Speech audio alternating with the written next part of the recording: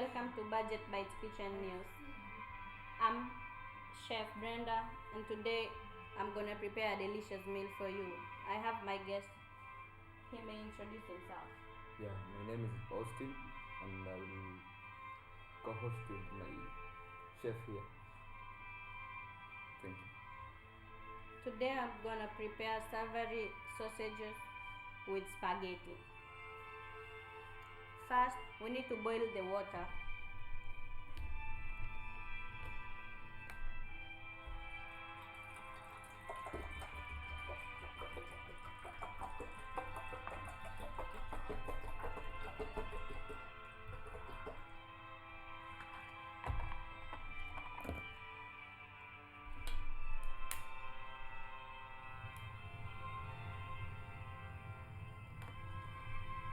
As the water boils, we're gonna prepare the onions and tomatoes.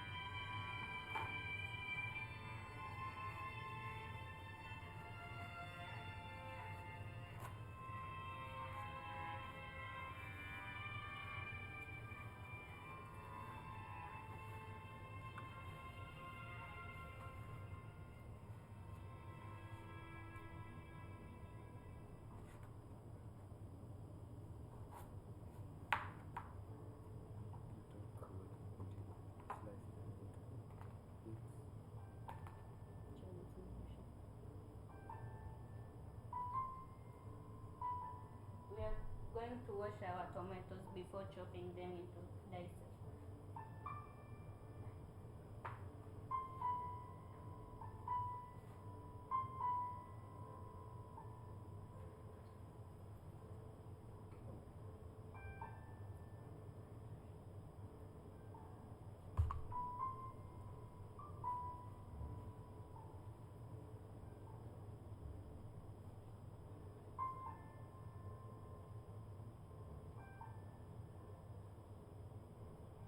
First, we'll have to dice the onions into small cubes.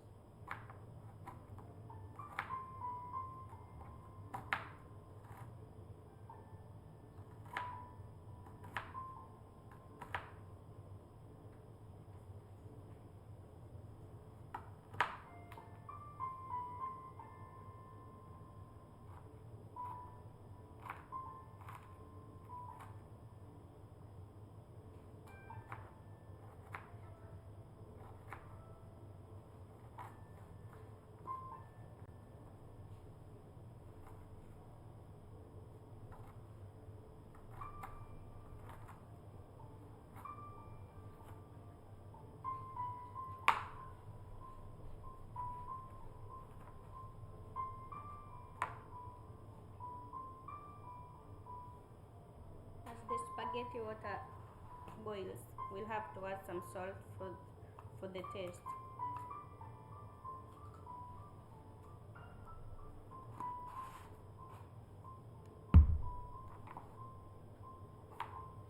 Then we'll continue slicing our onions.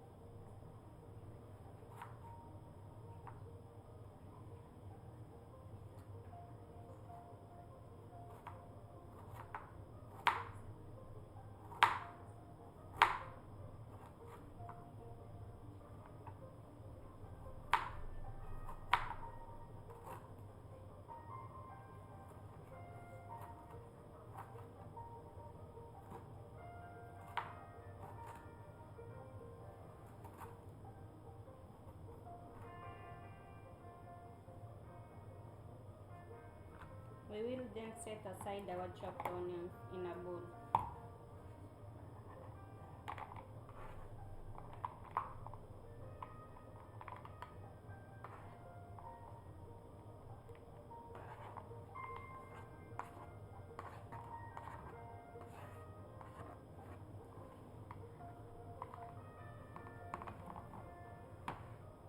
Next, we are going to chop our tomatoes.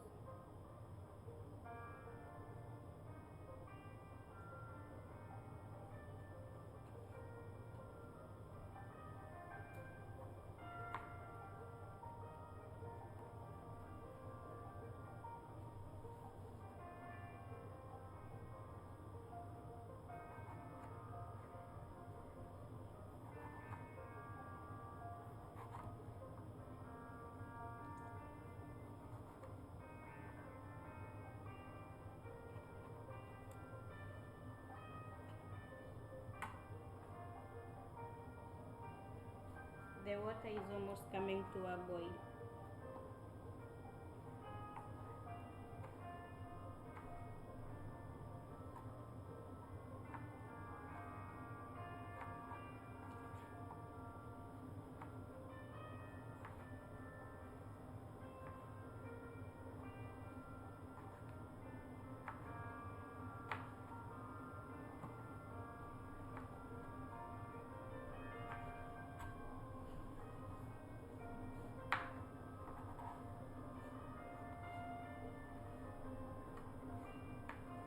Ensure the tomatoes are chopped into small pieces for them to easily get onto the fire.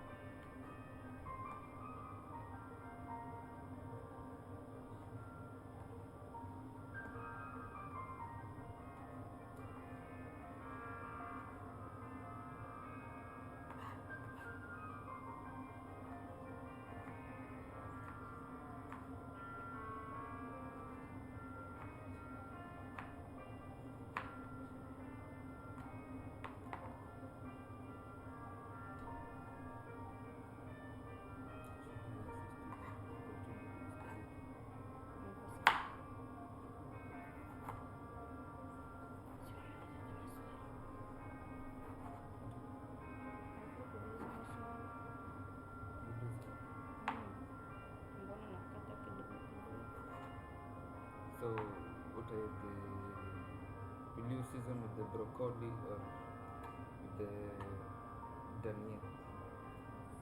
The dhania is, I'll use it to garnish the meal after preparing it and serving it. Yeah.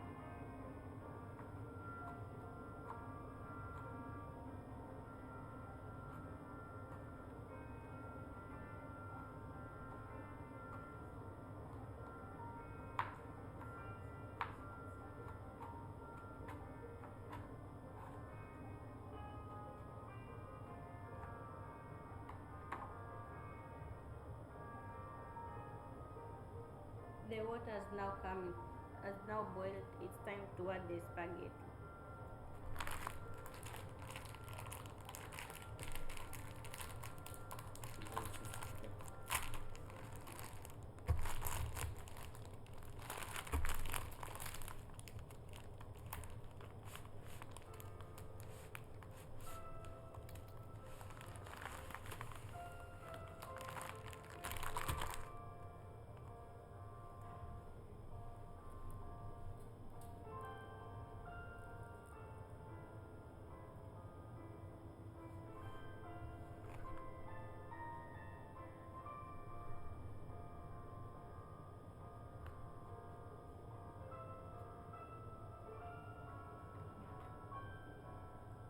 I'll give this a good mix so that to ensure the spaghetti does not stick into another.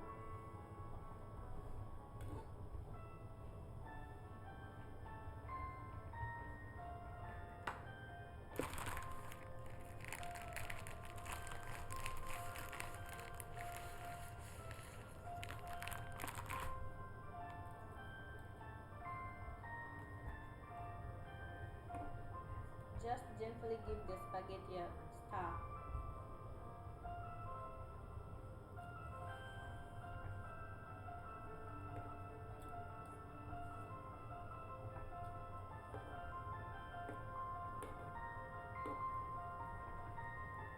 this to boil for roughly 15 minutes for it to be soft and tender.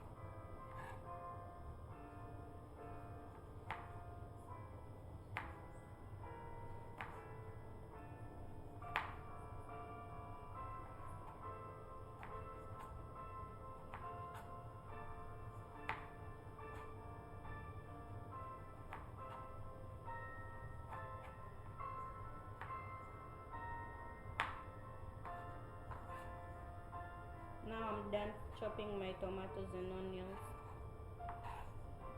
Then I'll check on my spaghetti another more time.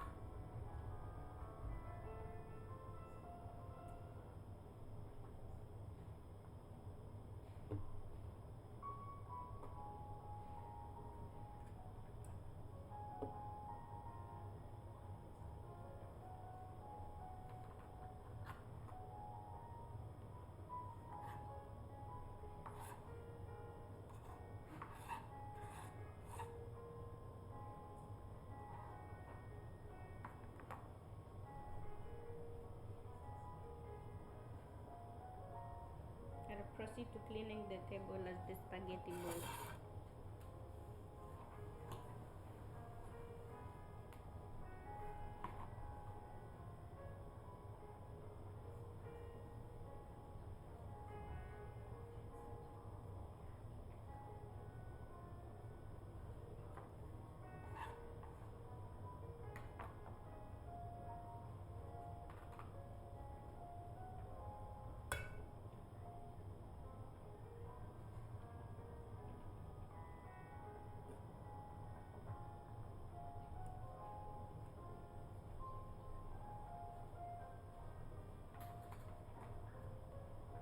So if I may ask, where did you learn how to cook?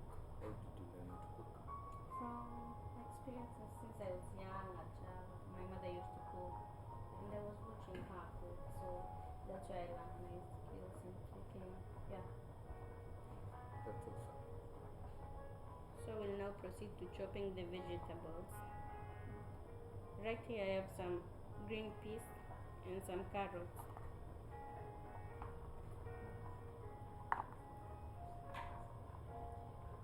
For the veggies, this is accepted.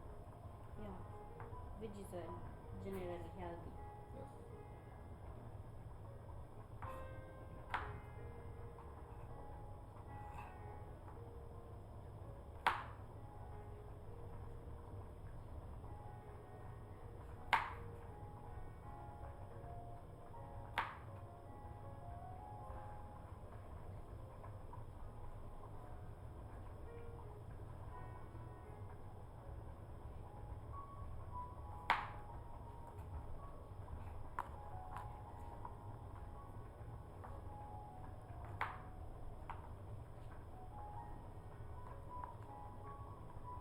And what do you call this ingredient? These, Yeah. these are the green peas. Oh, green peas. Yeah.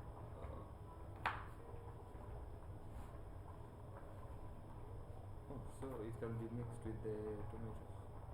No, you'll stir fry them.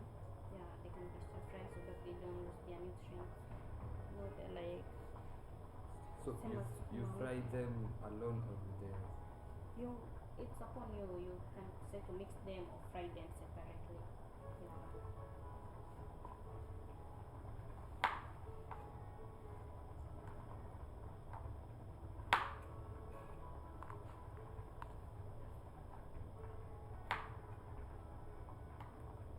Just another check to ensure the spaghetti are getting done.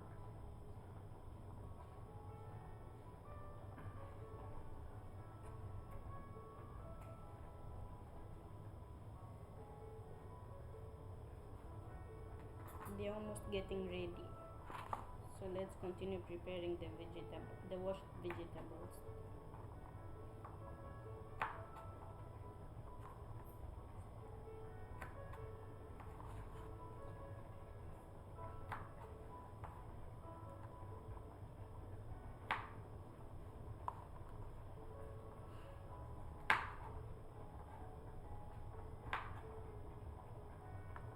I bet it will be an awesome meal.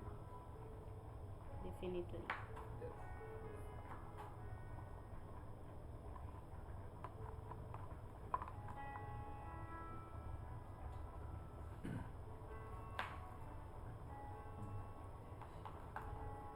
I'm anxious.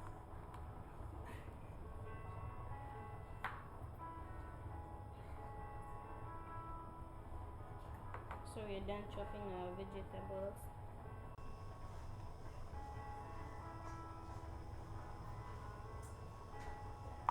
I'll just place them on a clean tin, just like the onions.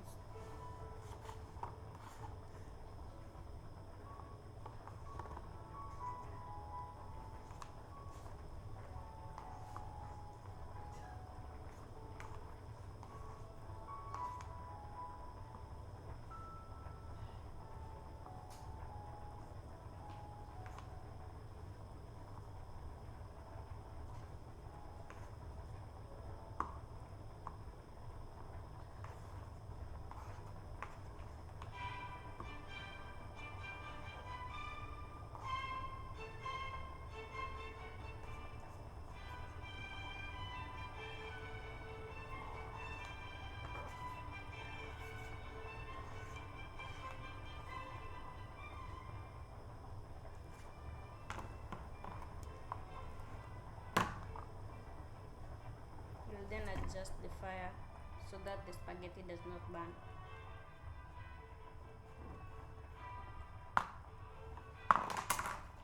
So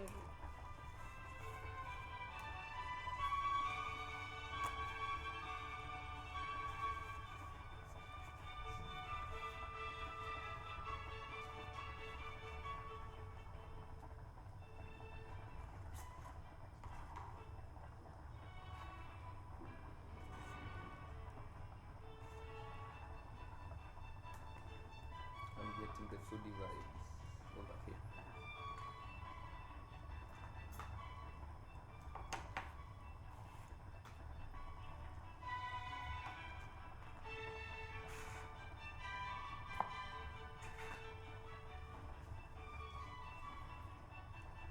we have to clean the whole mess before we continue with our cooking. I hope you're still turned on with the amazing chef. Give the spaghetti another stir so that you're sure they are not lumped up. They're definitely almost ready.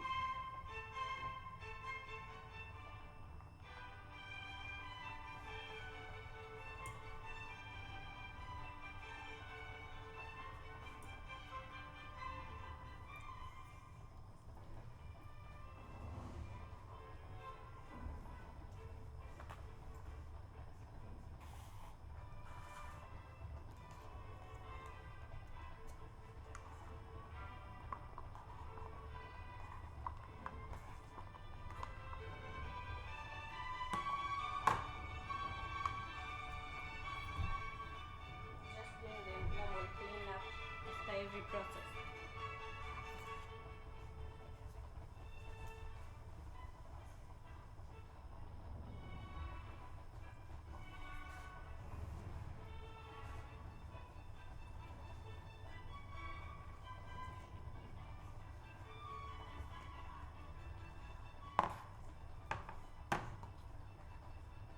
Thank you.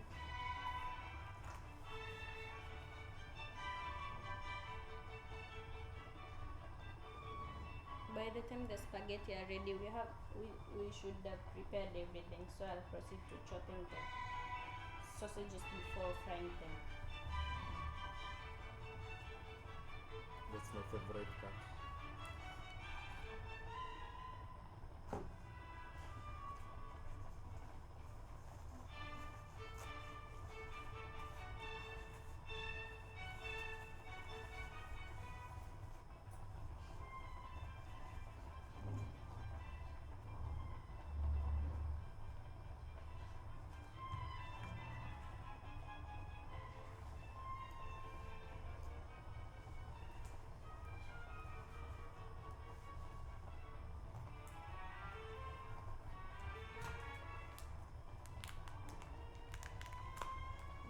sure don't miss out, guys. You can't miss watching and miss eating.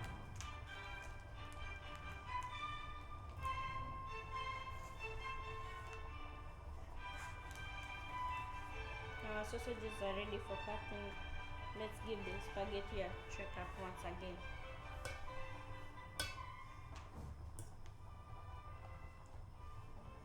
Our spaghetti are already done, so I'll strain the water via the sieve.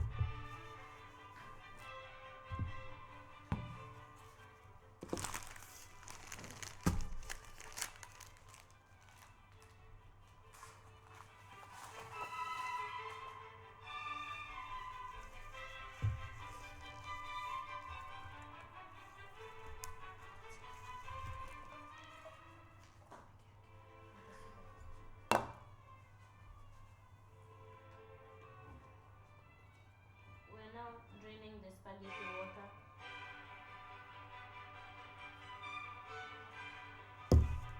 Then pour some cold water so that the spaghetti does not pile up.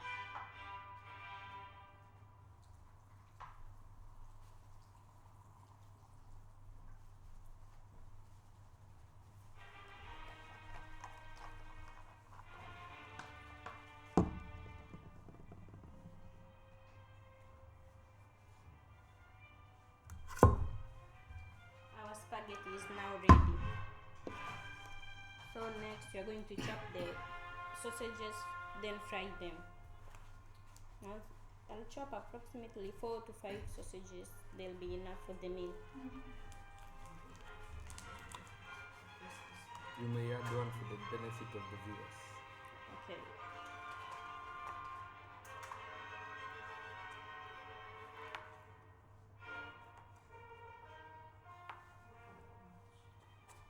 So, do you have any experience in cooking or such a thing?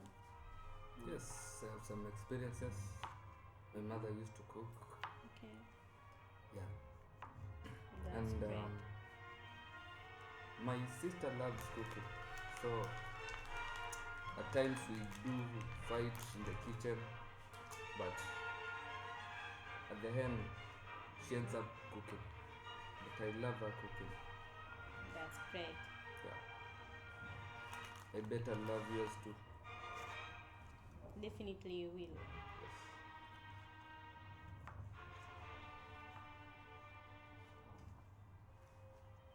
So I've already chopped my 4 sausages. I'll transfer them to the pan before heating them.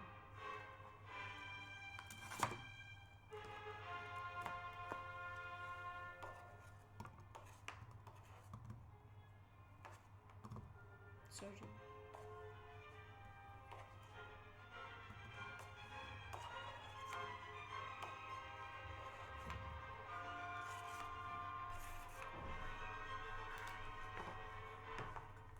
Then I'll proceed to putting on the fire.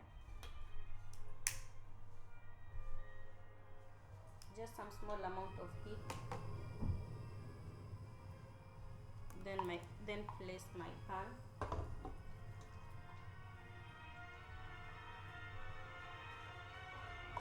Then I'll proceed to adding some small amount of oil.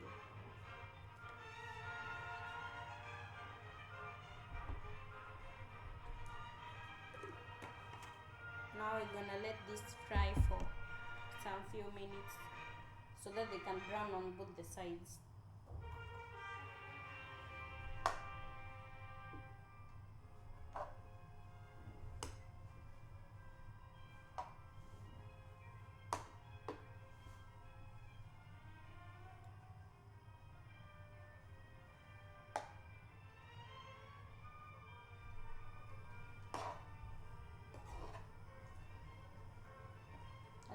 it just get to brown, I'll have to clean the mess once again.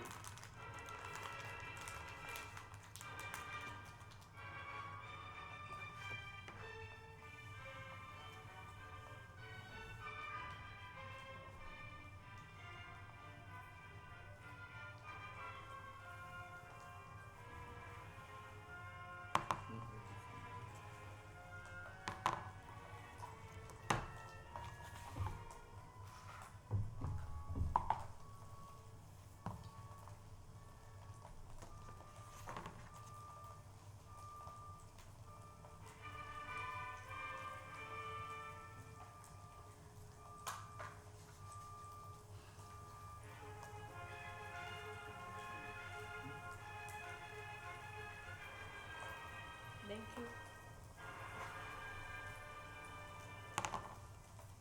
Need any assistance? Right. Yeah, definitely. I wouldn't mind. You can help me stir that a little bit.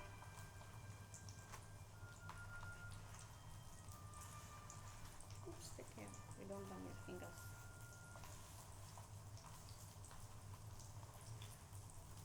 When it comes to meat, top notch.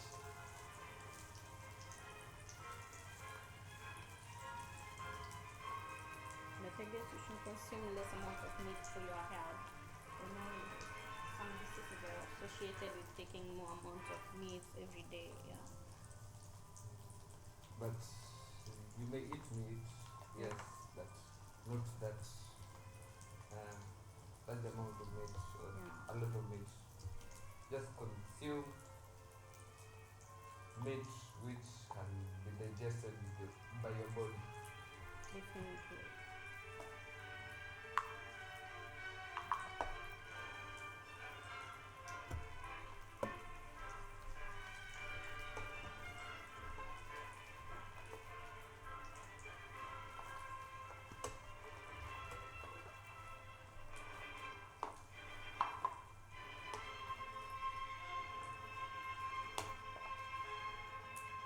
Do not get brown. Just some for more for some few minutes. Yeah. So should I turn that on? Yeah, definitely. They need to be brown both on the sides of them.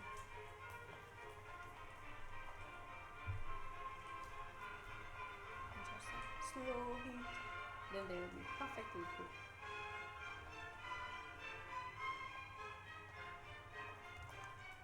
You seem to be a great chef too. Yeah. Yes, I'm trying. But I bet your skills are way better than mine. Maybe. I trust. Yeah. Yes.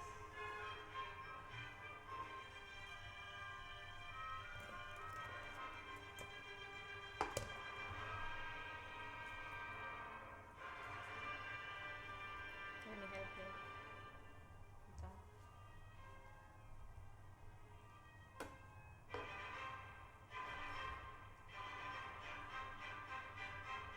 The sausages are almost ready. They are browning on one side, so I'll have to turn them for a perfect cook. They do so delicious. That's the same, yeah.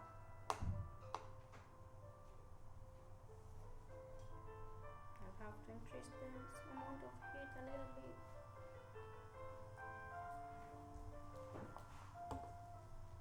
So now our vegetables, onions and tomatoes are already chopped. We are finishing frying this. Then I'll start frying the onions. Yeah.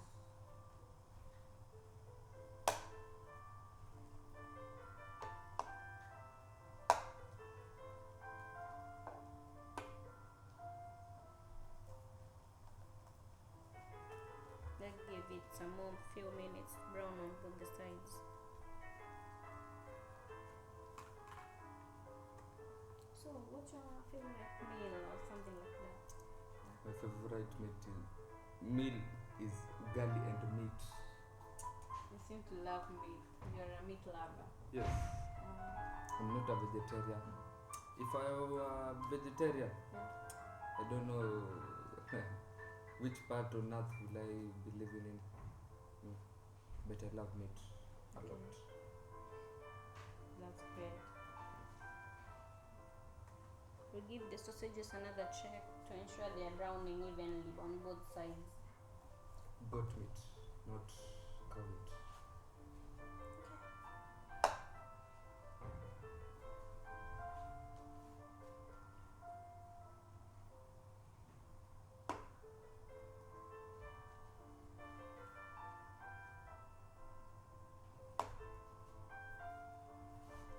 And what is your favorite meal too? Simply, I also like ugali and some maziwa mala. That's my favorite.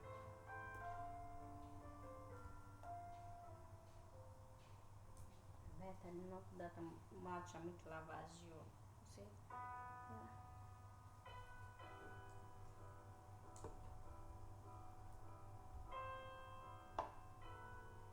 The sausages are getting browned well on both sides. Just some 4 more minutes.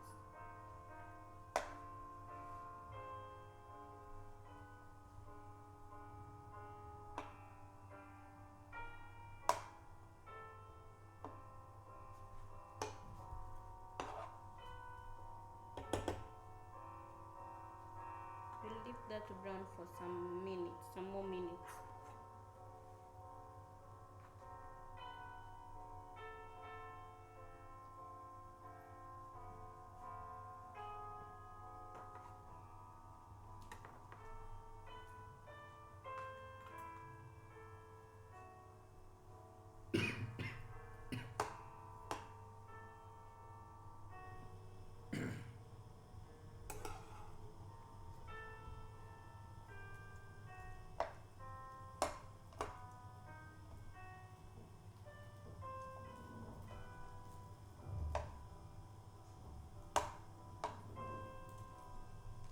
The sausages are now done. It's time to fry the onions. I'll set this aside.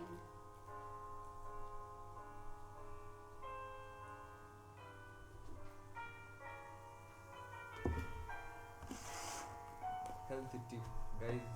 Before anything, don't forget to take water. It's good for your health.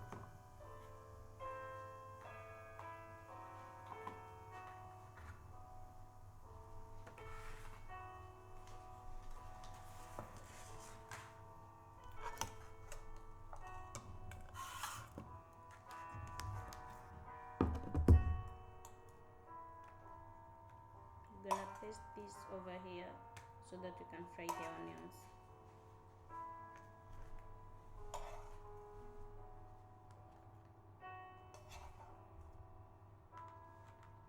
You can come over in here, but don't burn your fingers.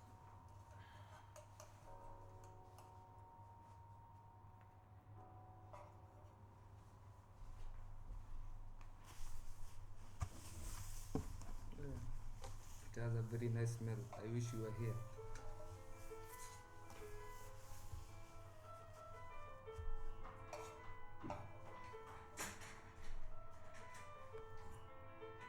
You're almost done. Yes. I'm done. Thank you. So we're gonna fry our onions for the meal preparation. In the same pan, add your onions and some oil.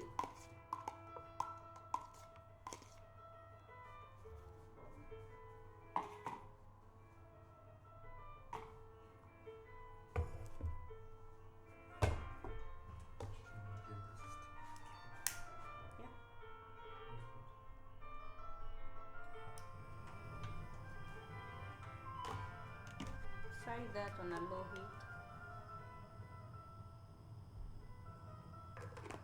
until they brown on both sides. Give that a gentle stir.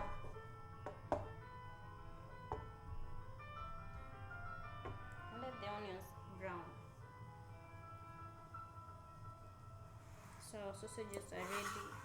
Our spaghetti is ready. Yeah. We now fry the onions. Then I'll add the tomatoes afterwards. And if I may ask, what is the healthy tip which you give our listeners out there? They should take more water, enough water, at least Yes. 2 liters a day, Yes. and just with healthy, balanced diet. Yeah, just ensure you eat a balanced diet and drink more water. Yes.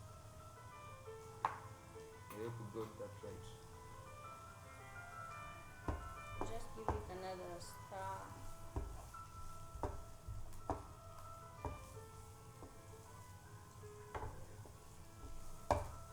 For me, I prefer my onions when they start turning translucent. That's when I add my tomatoes. I don't know, others prefer when they are brown, but yeah, I do prefer mine when they are translucent, so that's the time I'll add my tomatoes.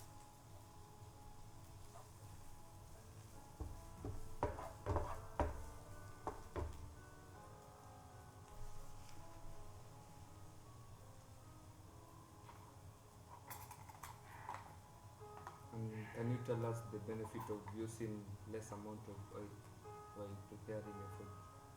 To reduce the chances of getting this cholesterol or other heart related problems due to excess fat intake or oil intake. True. Yeah.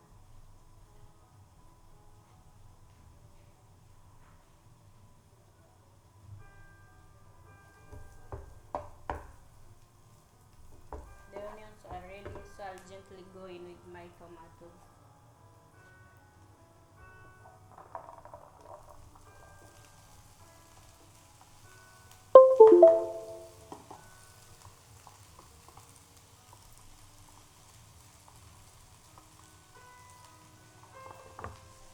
Give that a gentle stir.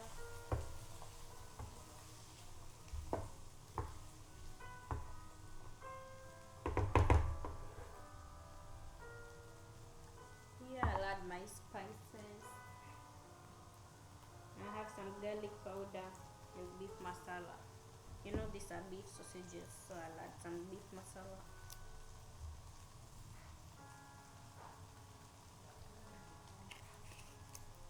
And I'm some already garlic feeling powder. hungry. I bet you are too.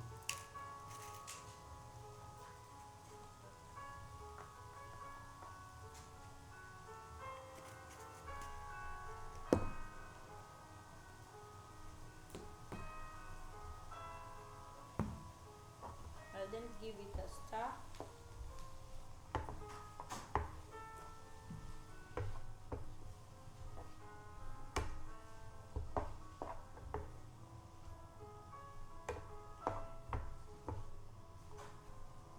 That's it.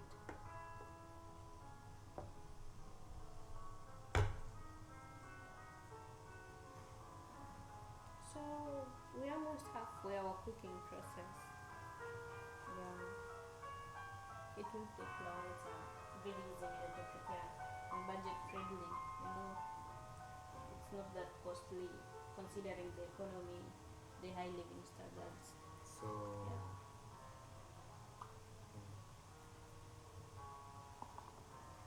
I'll have to clean this mess as usual. So to add on what she has said, you have to buy limited amounts. If you don't have fridge, so as to save on the cost and reduce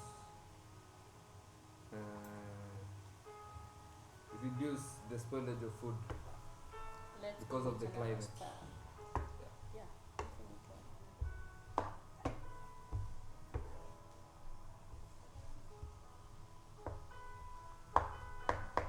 And let the tomatoes get into a thin paste. Yeah, they should be ready until they get into a very thick paste.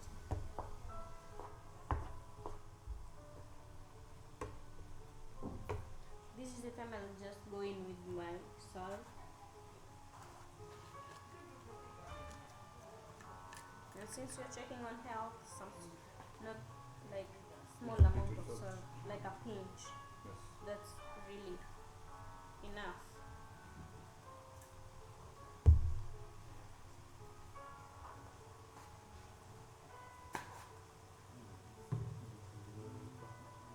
Yeah.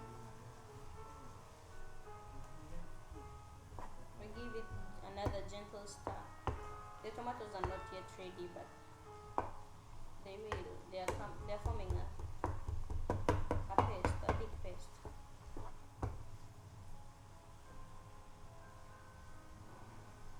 Give that some 5 minutes for the tomatoes to form a thick paste.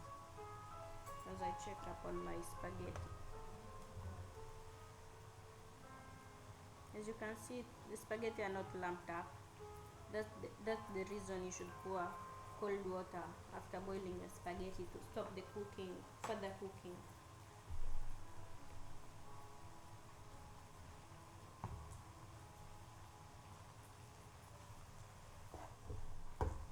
So give it a stir as we wait for the tomatoes to break down into a paste. I heard there are various ways to stop the lumping. You can use cold water, you can use oil too. Is that Yeah. correct? Yeah, but I prefer using cold water to stop the cooking process. Just because when you boil spaghetti with some oil, Yes. you'll get that the spaghetti will have a rough texture, like it will be kind of hard. Yeah, that's the reason I don't prefer boiling it with oil. I prefer passing cold water after I'm done with cooking the spaghetti. It's from the chef. The tomatoes are almost done.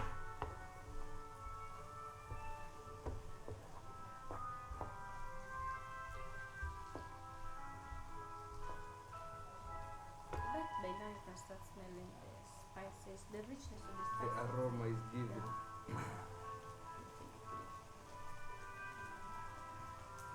We give the tomatoes some more minutes for them to break down into a paste.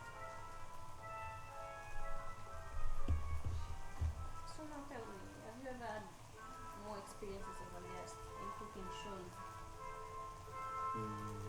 Not yet. I think this is my first time. Yeah, and I'm very glad to be on this show. Yeah. My pleasure. And I'm very happy. Yeah. I'm so happy having you as my guest. And I'm hoping they'll post you on some other more shows, yeah? Yeah. Definitely. You're such And an amazing person. Thank you very much. Welcome. We give the tomatoes another stir.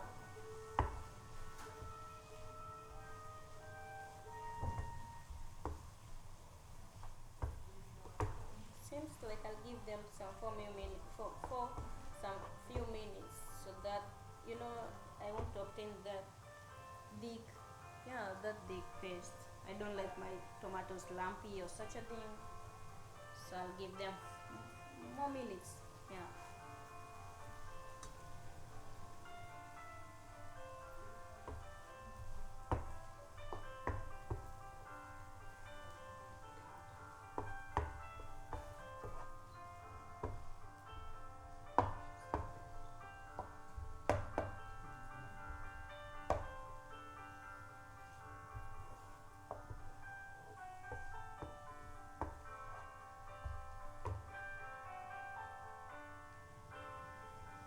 My tomatoes are already done, so it's high time I go in with my sausages.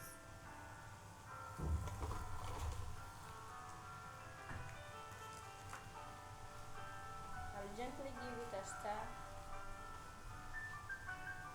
and give this some minutes so that the sausages can absorb the thick paste.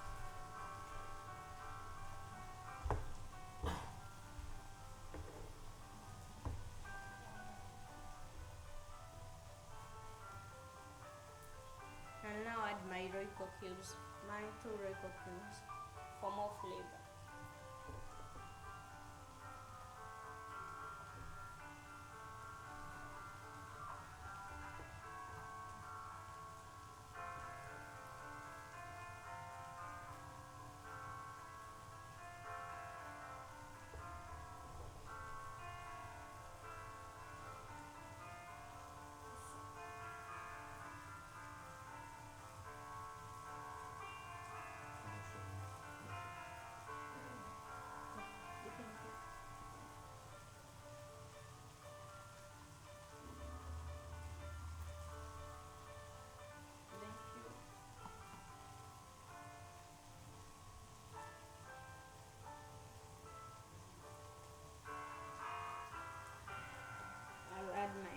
the other trick of your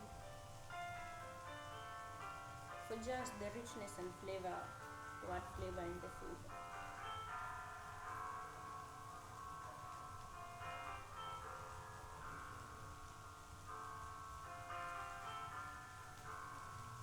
It seems so nice. Yeah.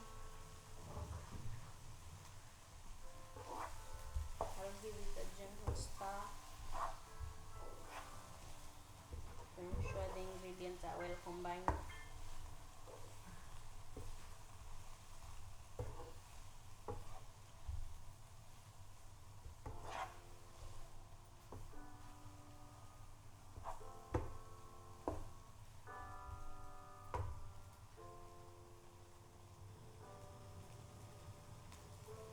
Some more heat.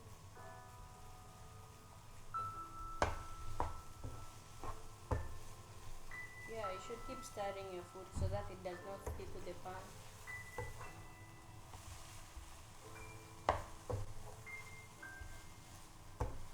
Give that a gentle stir. Ensure the ingredients are well combined.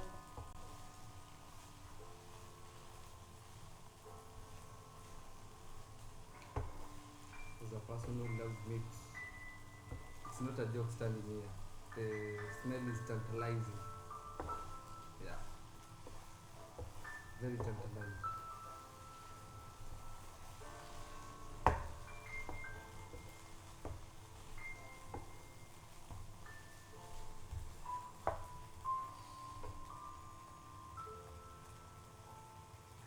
Please pass some water for me. Small. Thank you.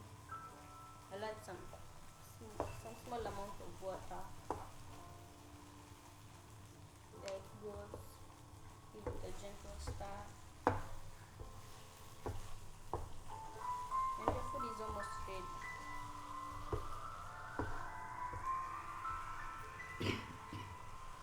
Sorry.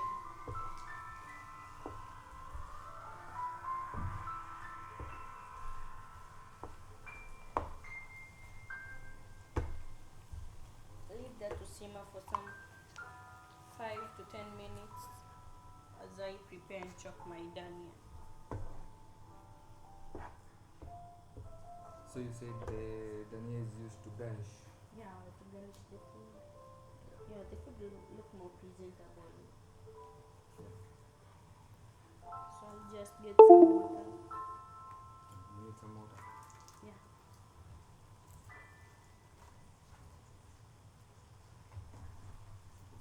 Clear the mess out.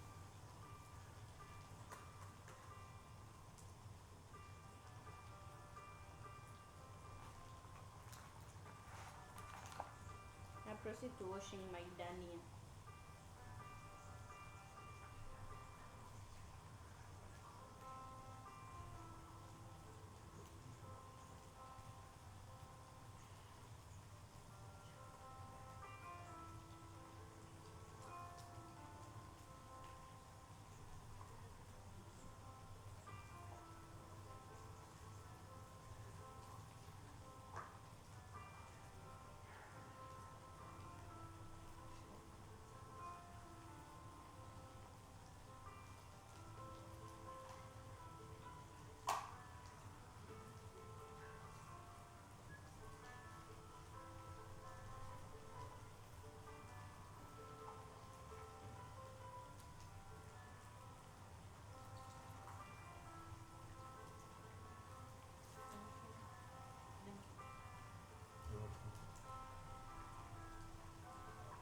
My coriander are now freshly washed.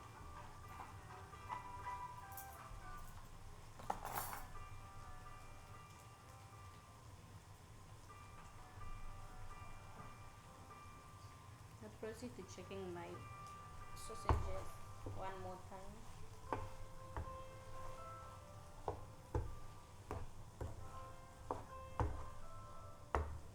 You may help in cutting the dania. Yeah. Yes. Will you wash your hands?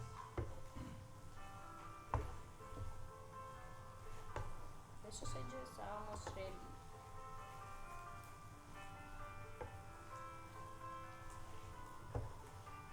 How do additional tip, you cannot be in the kitchen and don't cook.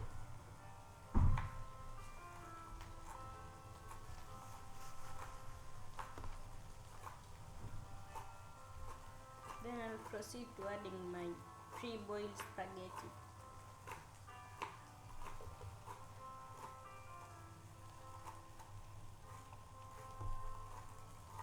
Can you help me with the fork? Thank you.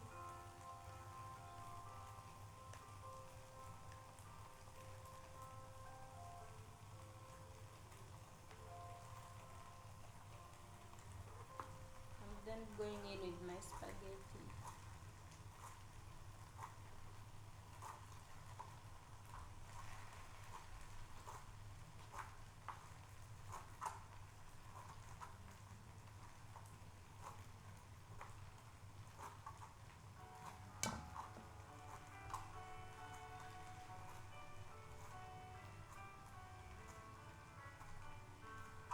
Yeah, that's it. Then I'll give this a gentle stir.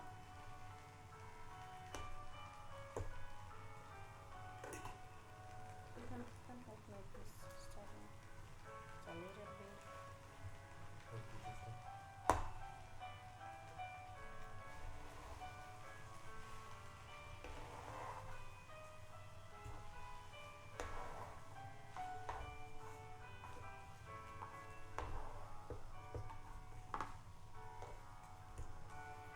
I'll then proceed to clearing up the table.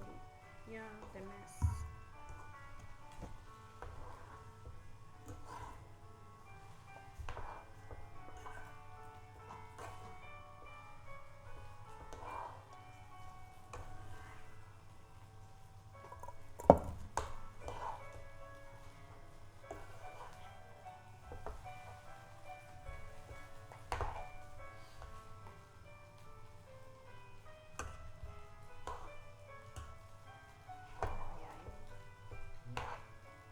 Let's see.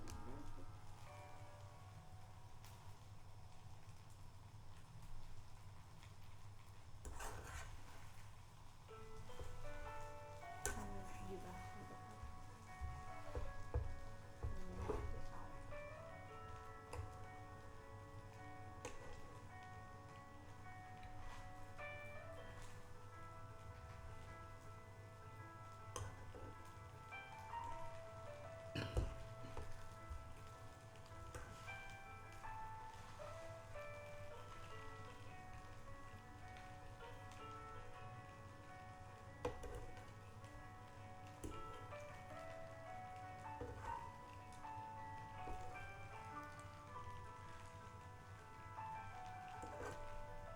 Yeah, our meal is now ready.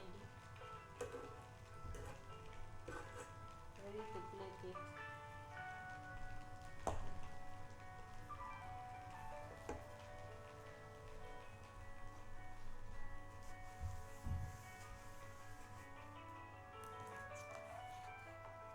So I'll just add my chopped onion.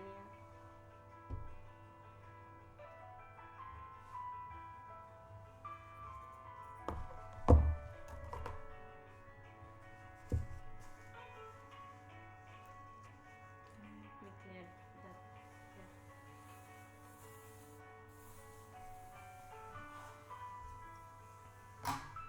Then I'll plate the food. My favorite part.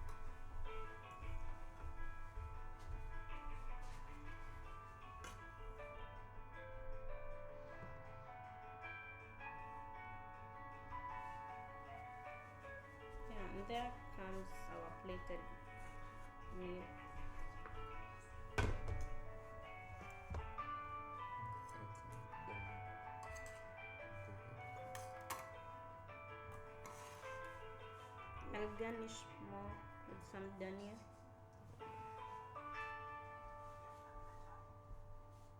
The guest, yeah, you can have a taste.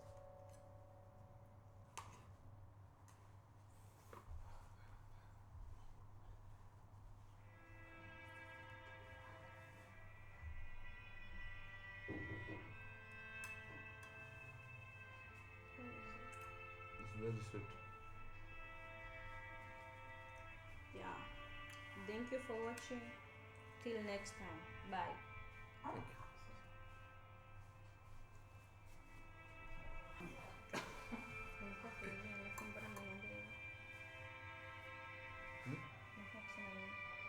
Nini nafaa kusema? So food is finished. It's the time for our guest to test and tell how it feels.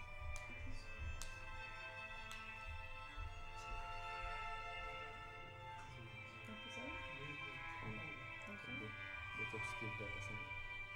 Uko sawa?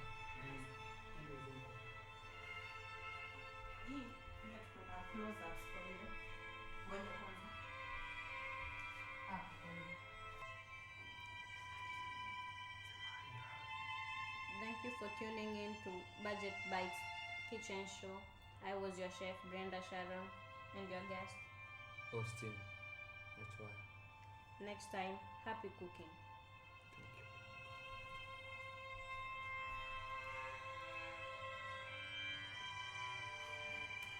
Nakuta muuliza visit after nimekula.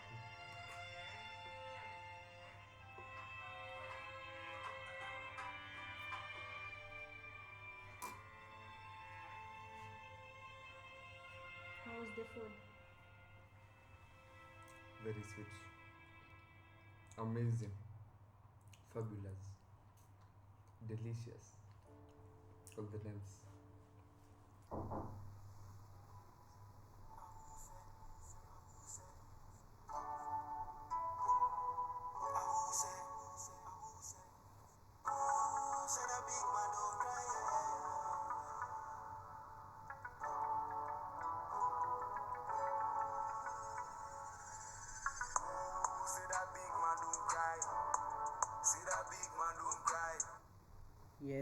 Yes. Our viewers and our listeners, thank you for viewing this our Guang Infinity show each and every day. And today we are pleasured to discuss a serious issue, as you know. Today things are just beautiful for us, and we didn't expect this for the first 4 days. What have happened, and you know what has happened. So I'm your host, Moses Banton, and today I want to discuss a very big issue about youths, and mostly what is disturbing youths and why youths are giving up in life. So I am privileged to you guys, and as you know, we have a big guest here, and we have a great honor to introduce him as a guest of today, and his name John Brown. He's a former deputy minister of education in one of our countries in Kenya here, and you will be just be blessed of hearing him what he's saying. So our guest, John Brown, how are you doing? It's been a pleasure to have you here. So yeah, we contact you last time when we are having a show about the issue of femicide last time, because we want to discuss with you some little things there, but you are not available. So you told us that you will be available in this show. I'll make sure this is this one. Yes. So good. So can you just introduce yourself for us for a little bit time and tell us who you are and what you're capable. What are you capable of? As I've been introduced by you, I'm John Brown, and I'm more than happy to be at your show today. Yeah. I hope the people will enjoy my Yeah. company. They must enjoy that. Thank you. Will enjoy the topic. So the topic of today, my guy John Brown, is why the Gen Z generation is giving up. You see, it has been in accordance, and it has been in a big matter outside the city and across the town about why Gen Z are giving up in life. So we will discuss a little what are Gen Z people and who are they, and why are they giving up in life, as according to our views. So Gen Z generation and Gen Z life are just people who are, I think they are just people who are born when the technology was booming up, and other side they are being called the boomers, and there are people who started using the phones, the like of phones and computers, so they are advanced people. But the question is coming that why are they giving up in life? And it is a big issue to be discussed. And we found that the Gen Z people are people who have the variety of learning. They are advantageous than the generation, the last generation, the last generation which we are aware of. So I will just ask you a question, and as you are an expert of youths and you have worked with many youths, I will just ask you, according to you, what are your understanding? Why do you think people lose hope in achieving their goals? Why youths are losing hope on achieving their goals? Youths at large, Yeah, we realize that most of them do lose hope. yeah, And I can say, for example, youths lose hope because of high expectation.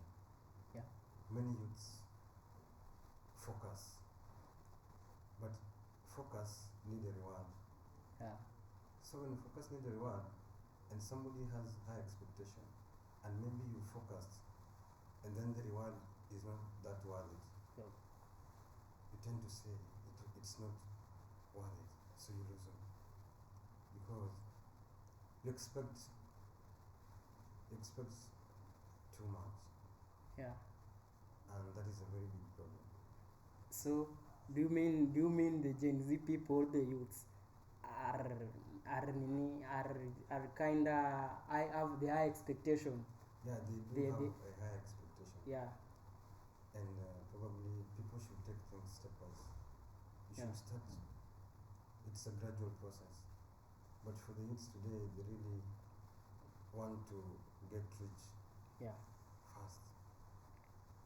They want a quick life, and that is why they lose hope. But life is gradual. life is gradual. You need to take things stepwise. So okay, so it's just advisable for youths. You have to lower your expectation a little bit. Is that what you're trying to mean? I'm not saying they lower the expectation. Okay.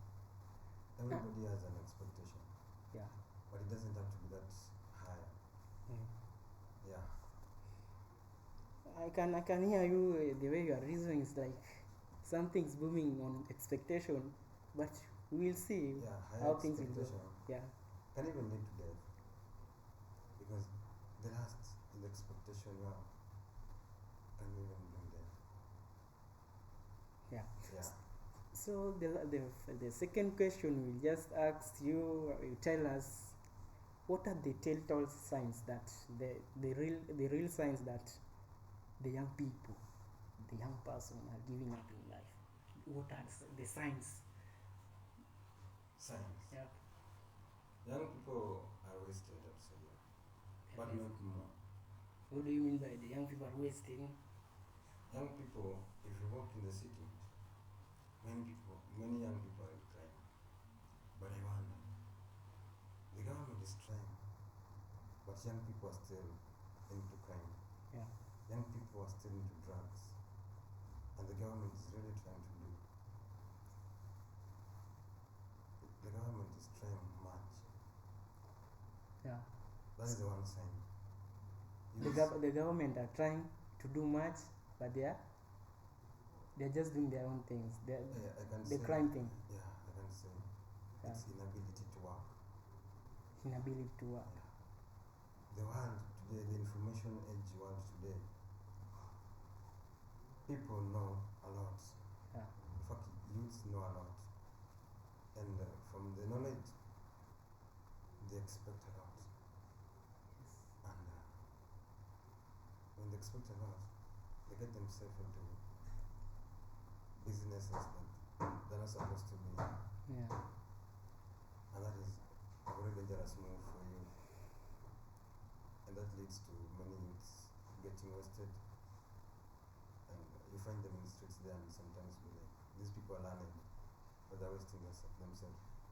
So you have just agreed there are signs that show the youths are giving up, Yeah, that's a very clear indication. and it is clear that youths are giving up in life. But not for all. Not for all. Yeah. Because many youths are hardworking. But the result, The result. the reward. Okay. In your opinion, I can say youths are really giving up. What are the main causes that lead young people to give up their goals? The causes. Young people today, I can say hopelessness. Yeah. They have lost hope. Hopelessness.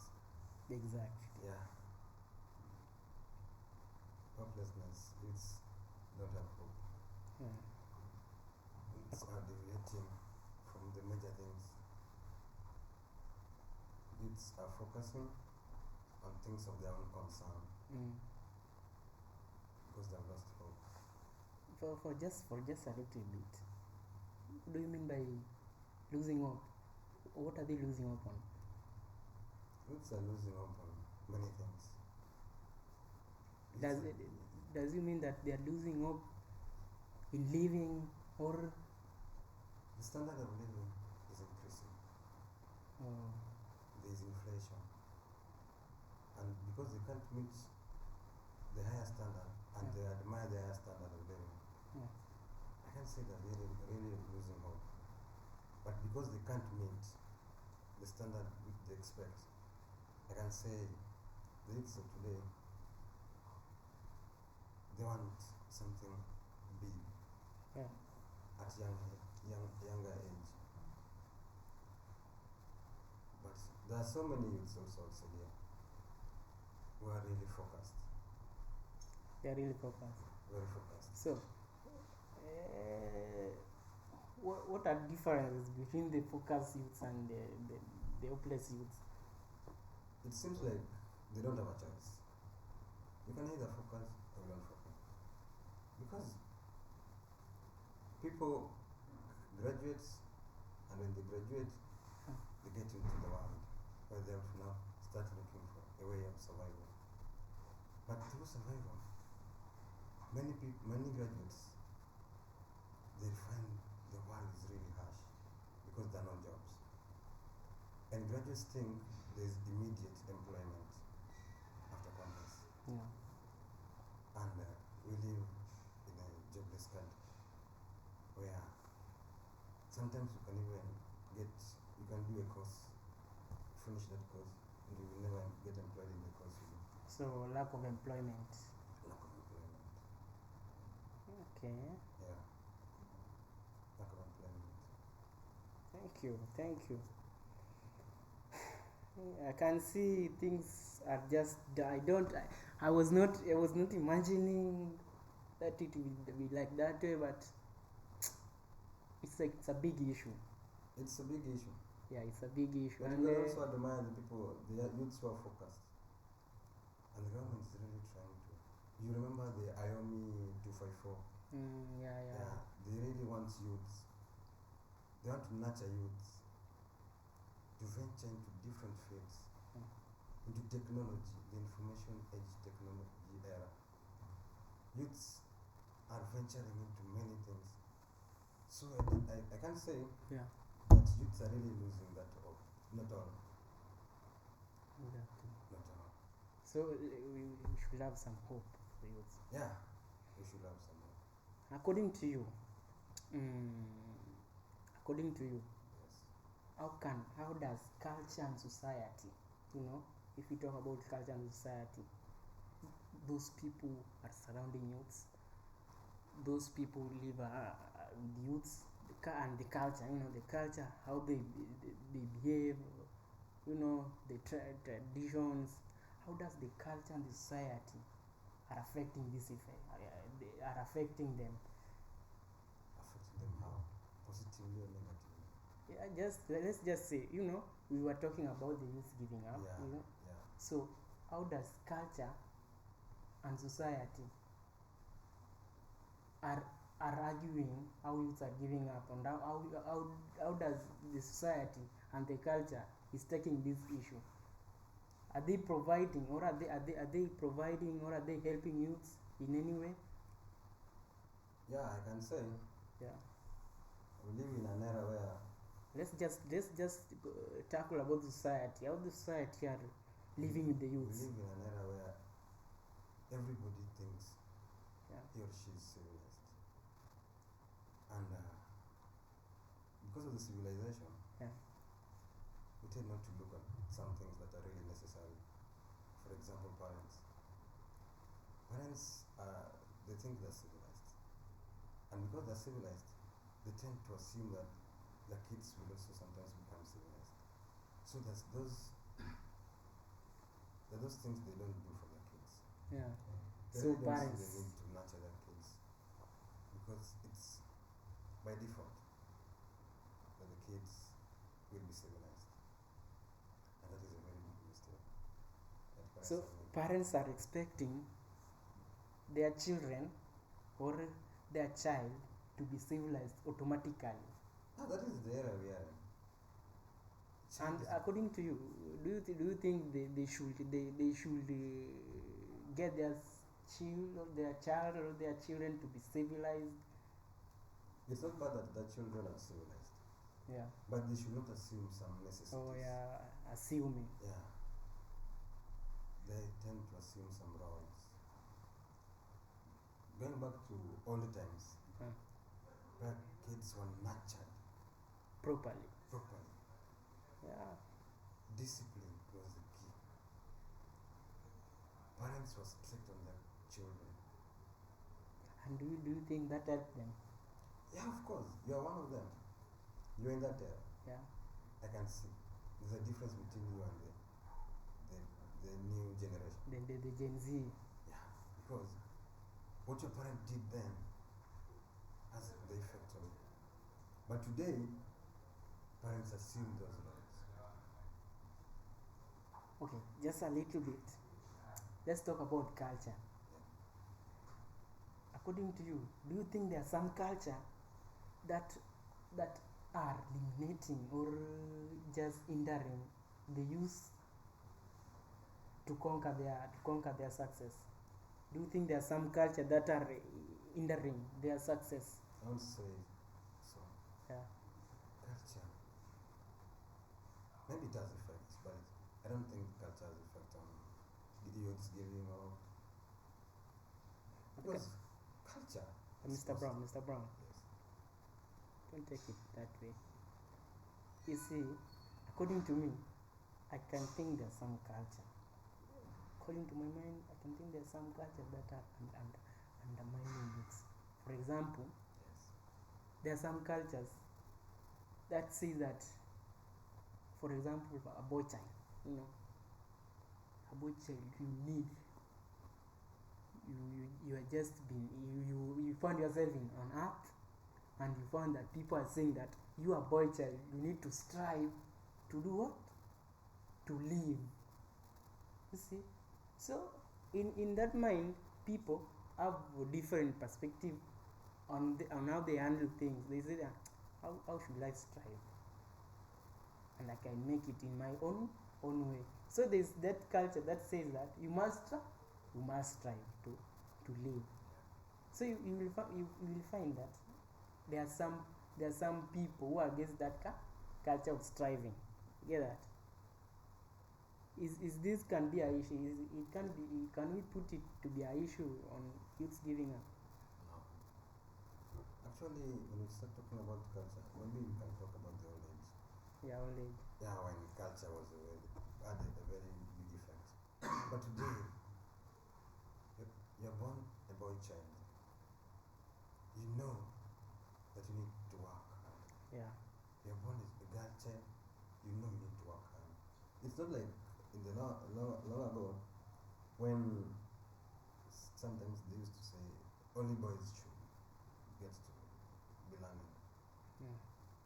So they used to give boys the education, saying that only boys should. But today there's equal share.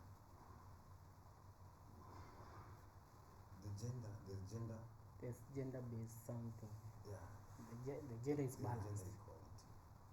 Yeah, I can get you. Yeah, so I don't think culture right now has that big effect because of the era we are in. Okay. As I can see. So, another question. I can see someone is posting here. Yago Kamobi saying, "Keep for me the visitor, and we are happy delivering something on it. For all youths have given up, but we old people need to encourage them." So it's asking, what are the effects? What are the effects of on the society when youth effects on the society when youth stop trying to achieve their goals? There are very many effects in the society. When youths start losing hope, there are very many effects. Because the same youths accept them to build our nation. Yeah. So when the youths themselves are there wasted, how do you expect the nation to be built? Because the youths are power. So when youths give up, the building blocks of the economy, but the people helps build the nation. So say one effect of youths giving up in society is maybe the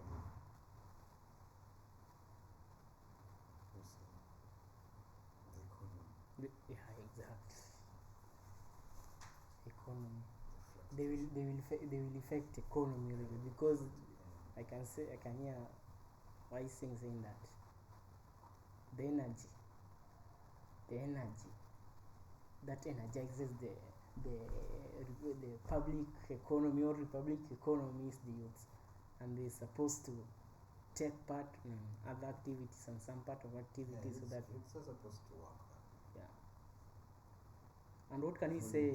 Sometimes we do voluntary works that helps you set. Yeah. I remember then when we used to go to church, do some voluntary, used to sometimes move, go to some schools, help the needy people voluntarily. Youths of today, even such things they can do. Yeah. I wonder why. I don't know if it's because of the information era. People, they're very confident of the state. One thing I just realized, Mr. Brown, is that this Gen Z generation, they have all informations. They should be informative, but I can see some are just misusing I don't know if we go back there when things were not there, there were no opportunities. You get that? There were no things were not there, bro. But we tried, and our grandpa and our fathers tried to reach where they are supposed to, and they do as well. They fed us, and now we are grown up and we are trying to do something. But getting them, like example, your son, he or she, your son or your daughter, he or she have all information, but it's just utilizing this information carelessly, which cannot help in moral in life. So you find that they are informative, they should be informative, but in inner them there is no information. They take this, that's just a man, that's just a past matter. We will see what will happen. I think they are just curious of future. They don't care about future. These guys, they don't care about future. According to you, Mr. Brown, you have been in many sectors. You have interacted with many people, big people, youths. You know how things are going. So let me just ask you one question, and we should have some break, then we're back. How was the idea? Let's just look in historical perspective. How was the idea of giving up pursuing in past, before the Gen Z? Let's take the Gen X, those people before 19 or something. How does the perspective of losing hope, how was it taken during the Gen Z, Gen X periods? During then, people used to work hard. Yeah. People used to work hard. In fact, losing hope was the least thing somebody could do. Because you believed. So there was a belief In hard work. Yeah. It's not like today people are relaxed. Even though they have the knowledge. People used to work hard. Yeah. Yeah. So you giving up on those old days, what was the reaction of people? How was society handling you? The repercussion. I can't even imagine. Because It was very harsh. it was harsh. Trust me, it was very harsh. You'll be neglected, something like that, neglected to the society. You just go serve yourself, go survive yourself there. We don't need you because somehow you're lazy, something like that. The only thing that could save you during then was hard work. Hard work. There was no place for giving up. Because you wake up every morning and say, I have to do something. Yeah. I have to do something. Yeah. So there was never room for giving up. Got you. Thank you. Let's just have some commercial break. We'll be back. If you have some question or something to add, just text me there at our fan page, Gwang Infinity page, at Tumo TV, to Moses Banton there. We just focus the same. We'll see how things will take place. So let's have some commercial break.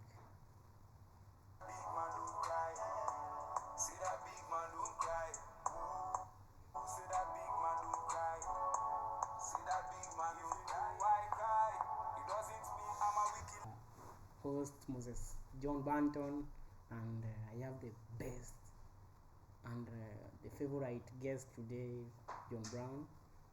So after show, we have some questions here that are booming up, and we must do something before the time is over.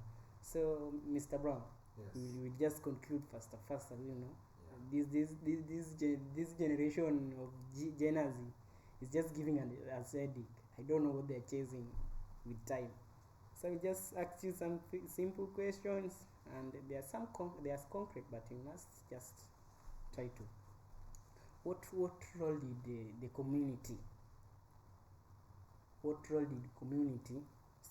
How did they support? How did they play on motivating the youths during the whole age, during the old time?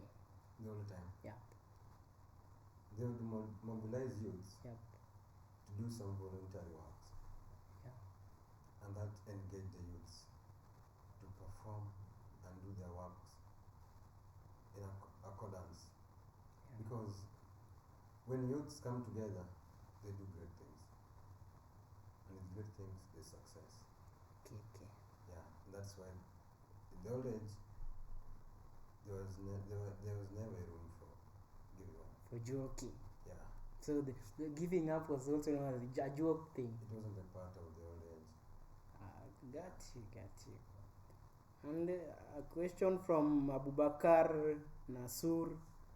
So this is my guy from North London there. He's just listening online. What was the role of government on motivating youth of not giving up? Government has a great role. Yeah. I told you about the IOME 254. Yeah.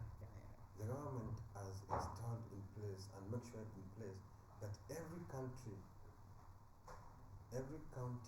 Yeah. in our country has a public place of inspiration.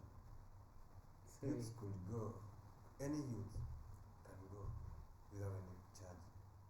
They're not charged. so they were inspiring youths. They are inspiring youths. Youths are inspired, free of charge. And that's all the government plays. So according to you, the government is trying their best. I can say that. Okay. Question from Silas Watch. That's our guy from Mombasa there at Malaysia. The guy is saying that I just asked question. How can a member of society continue to rekindle the hopes of young people? How can as a member of society, you yourself, Mr. Brown, how can you help another youth of not giving up? What can you do? And what have you done? Personally, I can say I'll give them better education. Yeah. Better education. I'll make sure that that's one youth who's giving up. Yeah. I must nurture him or her. Yeah.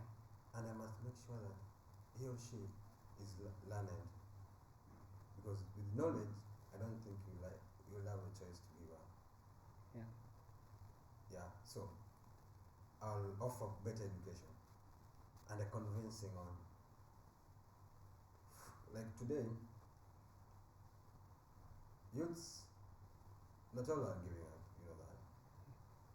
Some have found their place where they can do better. For example, you can, in the IME 254, that people are good in 3D printing. Yeah. There's a youth who was good in making wooden certificates. Exactly.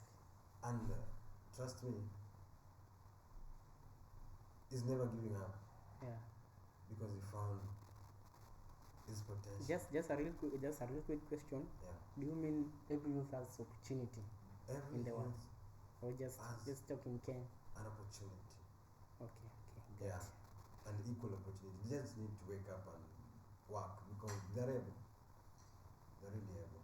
So what hope do you hold for the youths of tomorrow's world, for the future? Youths should not have their expectation. I think youths should relax and just do their role. The government has its role to do.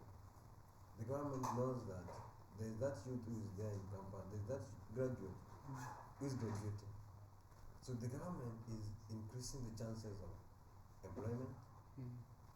The government with the NGOs, they're making sure that not even a single youth is left. Yeah. And So that is why youths have future. youths have future. So let them focus in future. Youths must focus. It's not like an option. Youths must focus. It must be a must. It must be a must. So I think just government should just implement some rules and some regulations that Rules are there. must push youth to focus in life, you know. Rules are there. Okay. And the government needs to be strict on the rules. Youths, even if it's going to be that youths have to be punished, for them to work hard, youths must work hard. This is our last question, my guess. Yes. As someone who has interacted with many young individuals, what general advice will you offer them? I'd offer an advice that youths should not strain for the future. I think youth should live on the current situation. When you are still learning, focus on the current situation. Yeah. In hand. Yes. So that the pressure is low. You don't get pressure. Because when you focus on the current situation, everything is good. Yeah. And you realize that there is that inner peace in the current situation. Yeah. So you need to focus with the current, making sure that the future, or being optimistic. You must be an optimistic person. Yeah. You must know that. I know there's some good pattern Yeah. somewhere in the So future. you must find it. And my fate must meet my expectation. Yeah. Yeah, so I see, what I can say is that youth should live in the current situation.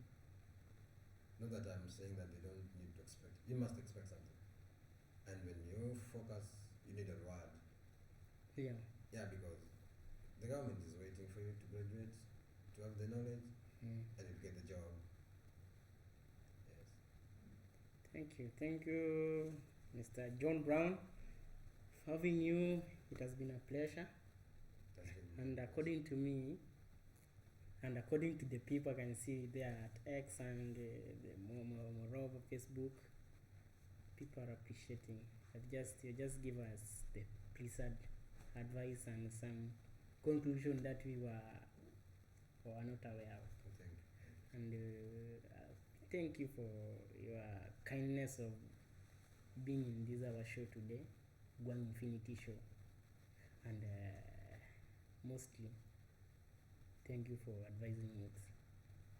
Till next time, we will meet, and God willing, just protect yourself from this Gen Z world. You may be conned. Don't beat around the bush. Don't go around the bush. These guys are mad.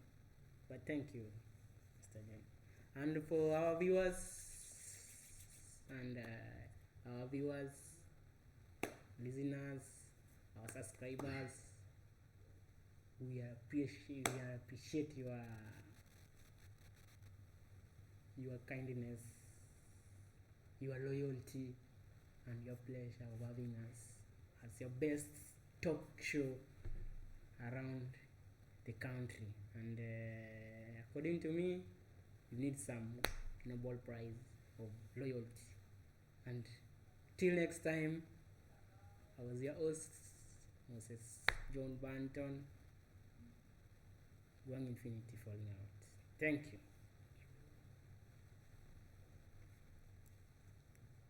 Hello, guys, and thank you for tuning in to this amazing show. I'm your host, Austin Nyachwaya, and today the topic will be genocide. I know most of you don't know what genocide is, or maybe if you know, you haven't really experienced it. Yeah, genocide. This is the mass killing of people with the intent of annihilating them or removing a section or a group of people. This is one of the most serious crime which is considered under the international law. Listing the 10 most dangerous genocide that has ever happened. Number 1, we go with the Holocaust. That is the Nazi people. This was carried out by a famous dictator called Hitler, Adolf Hitler. He started carrying out this thing while he was still in prison. He came up with a book. He was an author of a book which explained how people lived. And later, when he came out of prison, he came out to take away people's rights by killing them. And if you are not going with what he said, you'll be killed. Yes. Now the second one is the Holodomor of 1932 to 1933. This was a man-made famine in the Soviet Ukraine, which was caused by Joseph Stalin. Yes, resulting to the death of many Ukrainians. And as we know, Joseph Stalin was the leader of the Soviet Russia, which is the modern Russia as we know. Yeah. And from dating from the recent past, we have heard that Ukraine and Russia have not been in good terms with each other. Recently, Russia have been attacking Ukraine, which has led to the loss of many lives. Ukraine have attacked Russia too, which has resulted to the mass killing of people. Yes. The third one is the Armenian genocide, which occurred in 1915 to 1923. This was the Ottoman Empire, which resulted to close to 1 million people to be killed, and starvation and the mass killing of people. Now the fourth one. This fourth one took place in Africa, and this is, as I can say, this is the largest or the most antagonizing massacre that has ever happened, and this is the Rwandan genocide.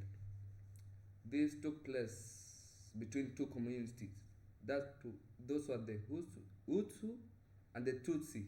The Hutus and the Tutsi,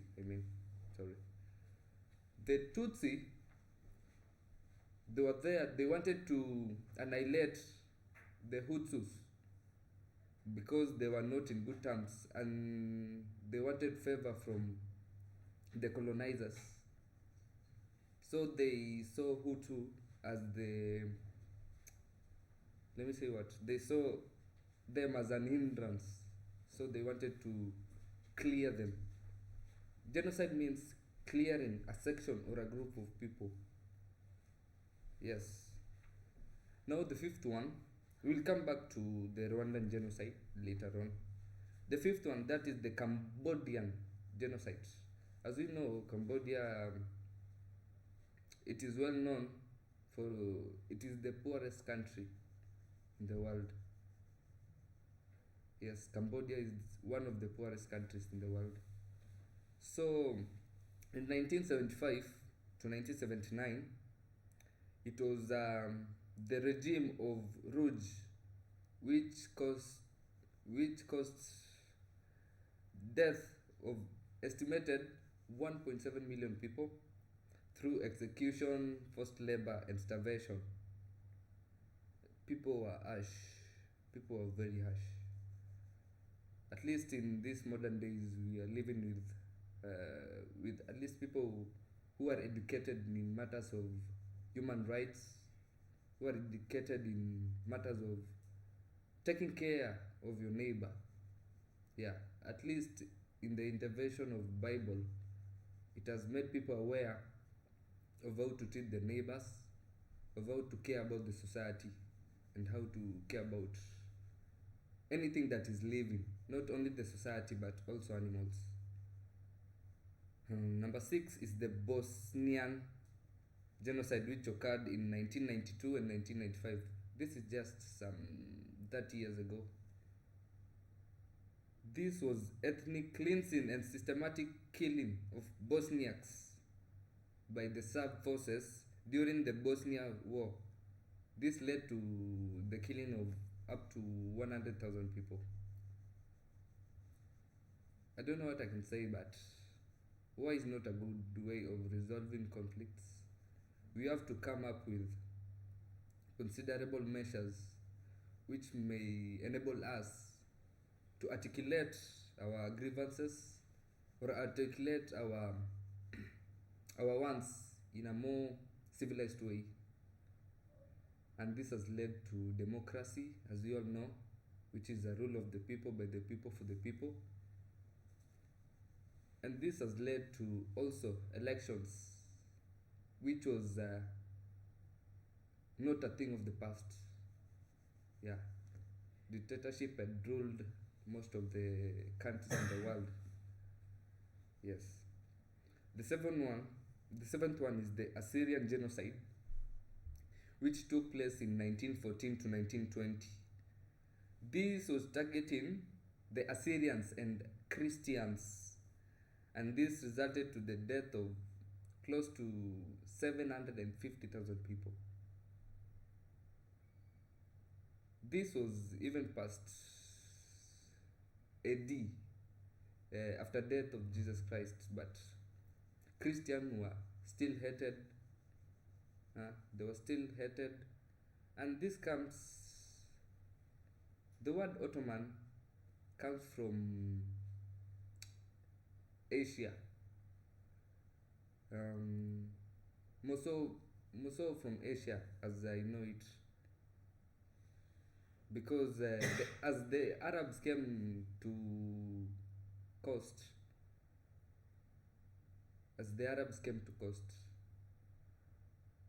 they were not. I would say they were not that friendly. Yes, they're not that friendly. Even though they were friendly, they associated with the people at the coast. They were not that friendly. Yeah, some people are killed in the process. Some people are taken into custody. Others, we don't know their story.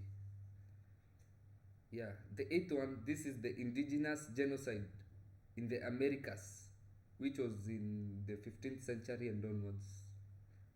This was the mass killing, the forced relocations, the diseases brought by European colonization, which led to the death of millions of many people in North and South America. And something that comes in mind is an epidemic which came in the early 2000s, and that was the HIV and AIDS. This was brought, as for my own opinion, I think this was brought to reduce the number, to reduce the population of people, more so people from Africa. This is because most of the raw materials came from Africa, and they saw that when Africans multiply and become, and their population grow, it will become an hindrance to the colonizers. This means the power they'll have to dissolve, or they'll have to go back to their land. That's my own opinion. Yeah. The 9th one is the Bangladesh genocide of the 1971. This was the killing and the raping of the Bengali civilians by the Pakistani militants during the Bangladesh Liberation War, excuse me, which led to the annihilation of approximately 300,000 people. The 10th one, this is a still ongoing genocide. I don't know if I can call that, but it's a war. And this is the Sudanese genocide. This is because a lot of people have been killed. And as we know, the war is still going on. And recently, it was reported that the president had flew to Kenya so as to be protected because the country was facing political instability. People are not staying in peace. People are fighting each other. There was distortion of property. People could not sit down and just converse and come into a conclusion, agree on certain matters. Yeah, this has resulted to a lot of people being killed and a number of them being displaced. And this was brought by militant gangs which were being supported by government officials and government-backed militias. Militias, these are a group of people who have a common identity, a common goal, and a common manifestation. This means militia means this is a group of people who have been formed in order to carry out certain tasks which they are given to them by their superiors. If they say no, their lives will be lost. This is the same as Al-Shabaab. Those are militia gangs. Yeah, for example, Al-Shabaab. So these are just a few examples of the most devastating genocides in history. And sadly, mass violence and destruction targeting specific group of people are still ongoing, and various measures has been taken to curb the issues, and we don't know what will happen in the coming future, if we'll continue going to the worst or going to the best. It depends with our commitment and our togetherness as a nation and as a continent and as the world as a whole. So I want to measure into some of the genocides which are of common interest. The first one I'll start with is the Rwandan genocide. This was a horrific event which took place in Rwanda in 1994, which led to the mass slaughter of hundreds and thousands of Tutsis and moderate Hutus by extremely Hutu militias. The genocide occurred in a span of about 100 days, which is from April to July of 1994, and it spread throughout the country. And it was not just killing. The women were raped. There was extreme violence. Houses were being broken into. Children were forced to carry out tasks beyond their limit. This was really bad. It was not good at all.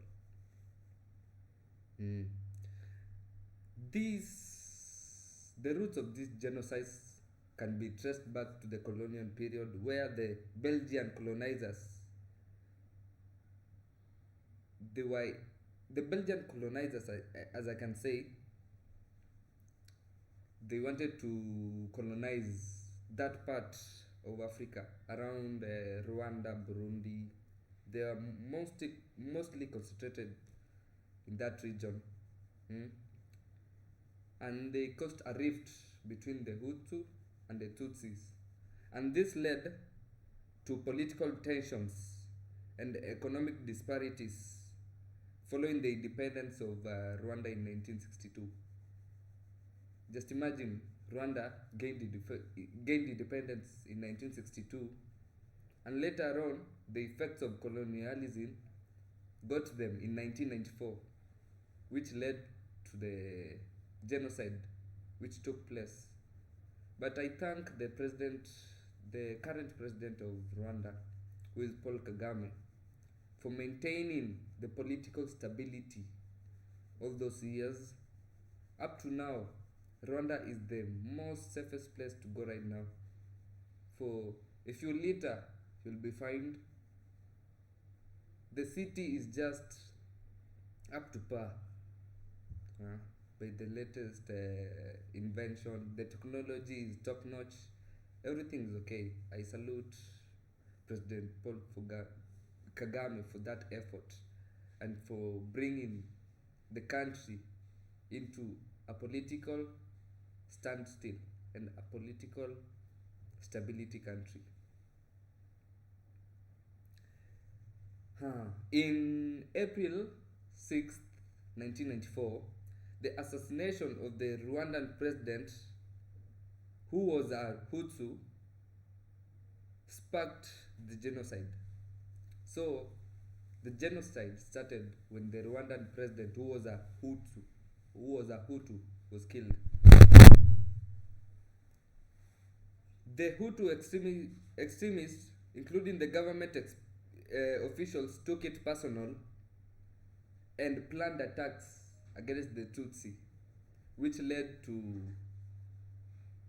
widespread propaganda and incited violence. And they wanted to make the Tutsi tribe to be extinct, meaning that they wanted to kill all the Tutsi people, leaving all for the dead.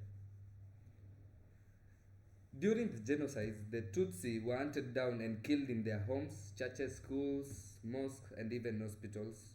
The killings were brutal and involved the use of machetes, firearms, and other weapons. Countless Tutsi women were raped and subjected to sexual violence and were taken as a tool for terror and control, which made the Tutsi people get very bad. And this is actually traumatizing to know that one of your tribe members has been taken into custody, bad things have happened to him or her, and there's nothing you can do about it. It is actually very traumatizing.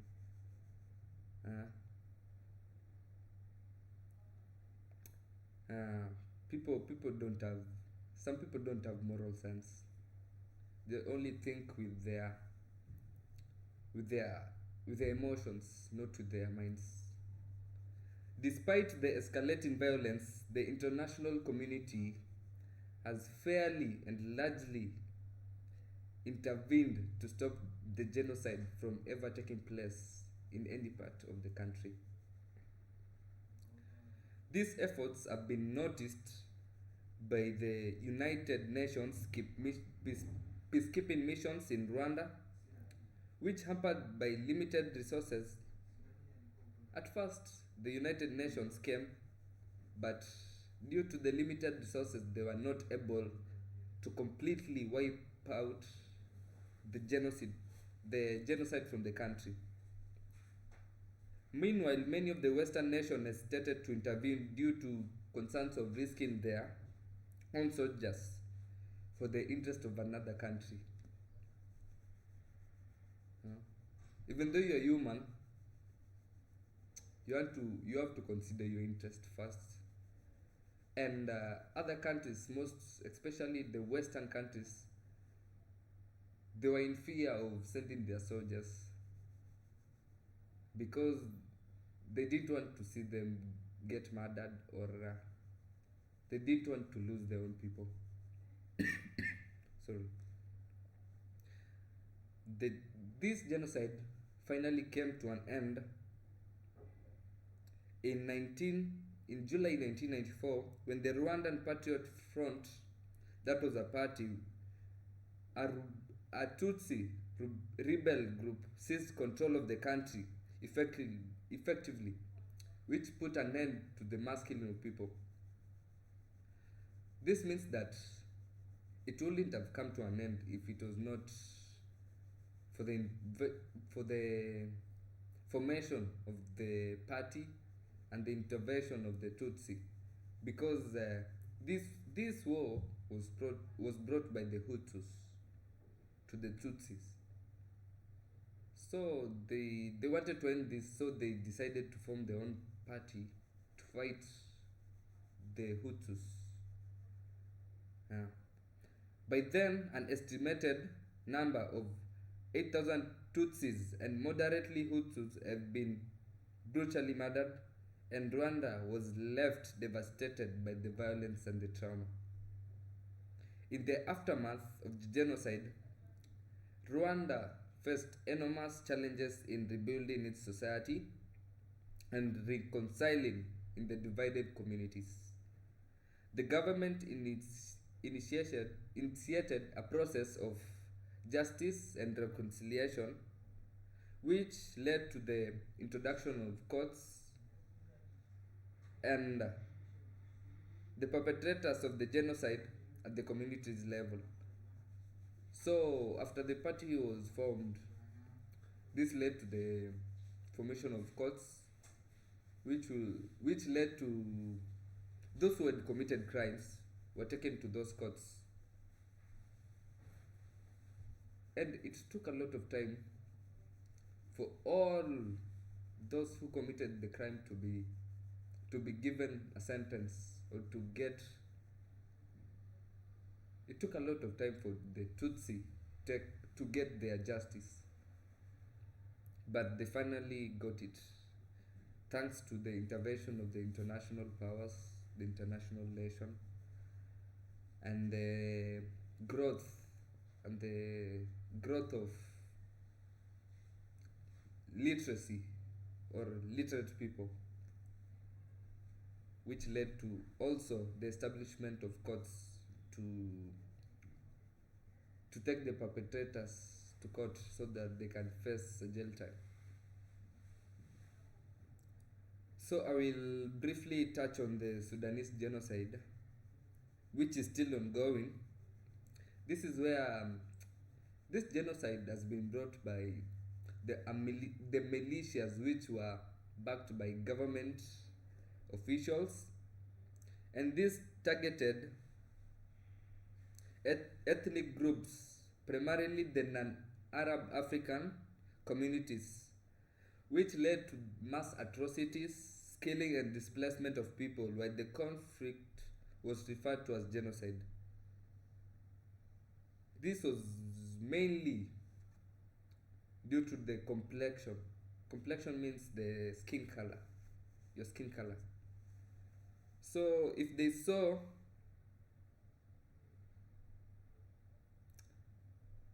saw you are different from them, you're being killed, your family was being killed, and it's either you flew away, or you look for a place to stay, but many people are displaced. This roots was traced back to the tension of land and resources between the nomadic Arab tribes and settled African farming communities at a place called Darfur in Sudan. This tension was brought by the environmental degradation, the competition for scarce resources, and historical marginalization of certain ethnic groups by the Sudanese government.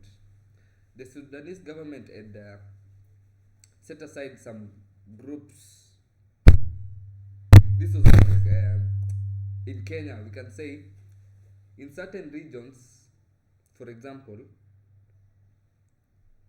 there are parts where the poor people live. There's part where the middle group of people live, and there's a part where the rich people live.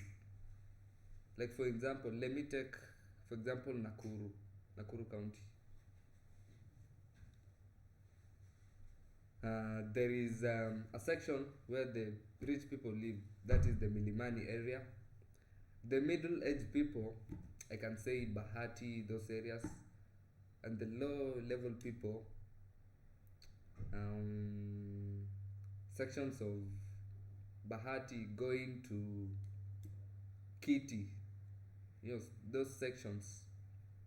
Yeah, you'll notice them by the presence of slums, and in the rich areas you'll notice them by presence of big houses, mansion-like houses. This is the same as what happened in Sudan in the 20th century. They competed for scarce resources, they competed for land, and this caused environmental degradation and more so and so forth. This escalated more in the 20th century when rebels ganged up against the Sudanese government, accusing them of neglecting and discriminating against the region. In response, the Sudanese government, under President Omar al-Bashir, launched a brutal counter-insurgency campaign, which included the arming and supporting Arab militias known as the Janjaweed to suppress the rebellion. Honestly, genocide is not something to be proud of.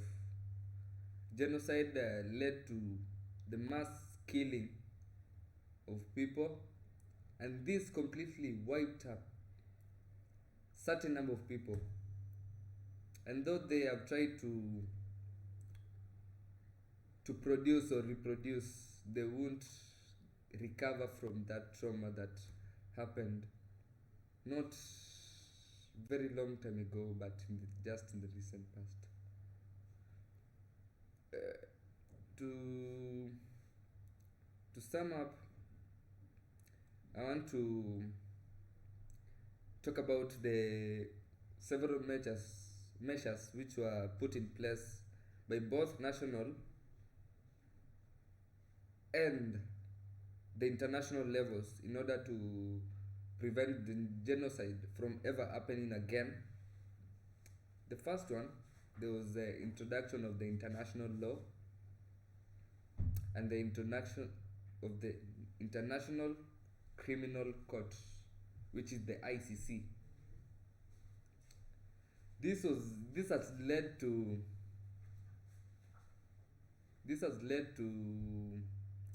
those people who castrated the killing of people to get their judgment, to get justice, and those who are afflicted by the genocide to get justice.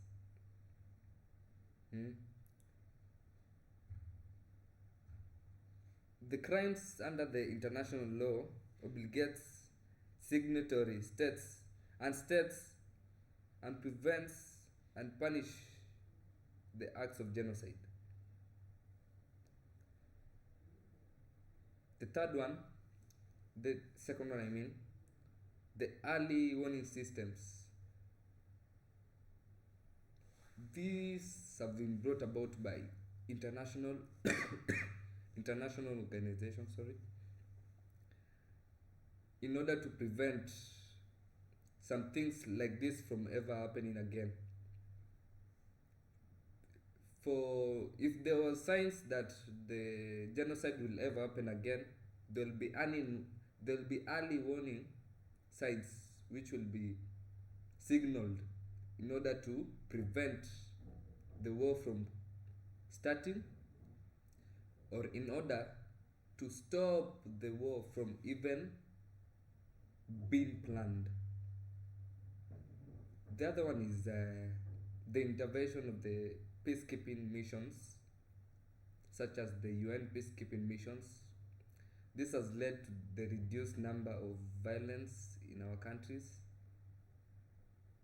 and this has helped to bring about the protection of human rights and to bring about people living at peace with no atrocities. The other one is diplomacy and meditation. Like what happened in 2007 in our country, that was so unfortunate indeed. This was caused by the general election, in which two parties were not in terms. I mean, the opposition party was not in term with the result that was given. So it led to incitement, which later led to the mass killing of people. And this really affected a lot of people, I included, but I'll not be able to mention it. Yeah. The diplomatic efforts and meditation initiatives seek to resolve conflicts peacefully, address grievances, and promote reconciliation among the conflicting parties, reducing the likelihood of genocide. The fifth one is education and awareness. Many people have been educated, and many people know of their rights, and many people know of what they are supposed to do in order to curb the menace of genocide from ever happening again in our country. We have to remember that we are one, and we came in a similar way, not that we are different from each other. We are similar. We look the same, our eyes are the same, our ears are the same. We talk. Not that I talk, nobody will understand. If I talk, there will be somebody who will understand, because I'm letting out my emotions in an articulated way, which is in a word way, and I'm able to let people understand and know what I'm talking about. The next one is the transitional justice. This is a mechanism such as the truth commissions, persecutions, reparations, and the international reforms, which helped to address the past atrocities and provide accountability for perpetrators and promote reconciliation to hinder post-conflict. To sum up, I want to say, well, these measures are crucial for preventing and responding to genocide effectively. Implementation of such orders requires sustained political will, international cooperation, and commitment to upholding human rights and the rule of law. For if we uphold these things that I've talked about, we will live in peace. There'll be no cases of human hurting another human. Like in the recent weeks, we have had cases of femicide, in which it is said that some women have been killed purposely for rituals. Others have been killed because of money. Others have been killed because of greed. but I don't want to dwell in that matter. So we have to follow what we are taught, and we have to be educationally aware of what we are supposed to do and what we are supposed to take, and the precaution that we are supposed to take in order to curb these atrocities. Thank you, thank you, thank you again for this amazing show. I've been your host, Austin, and thank you very much for listening to me. And make sure you tune in the next time. See you. Share comments from my fellow citizens. From Gaza Slim, he said that thank you for that amazing lesson. We are happy for you, for what you have told us, and we will uphold the human rights and will be able to take them into serious consideration. The other one is Peter Kitur. He has said, really, humans are not humans anymore, but for one way or another, some humans choose to be humans because not only because of their tribe, but also because they value the human rights, they value the human values and the virtues that are brought along with. I would like to stop there. We'll meet in the next session. I've been your host, Austin. Stay tuned. Thank you. Your buzz as daily, as usual, we are going to talk about campus life and relationship. Today I have two guests with me. They can introduce themselves before we start the talk show. Bees, what's your name? My name is Nixon Karanja, and I'm from the MMSU campus, which is based in Kisumu. Okay, I'm Tony Ochieng from Maseno University, Bachelor of Journalism student.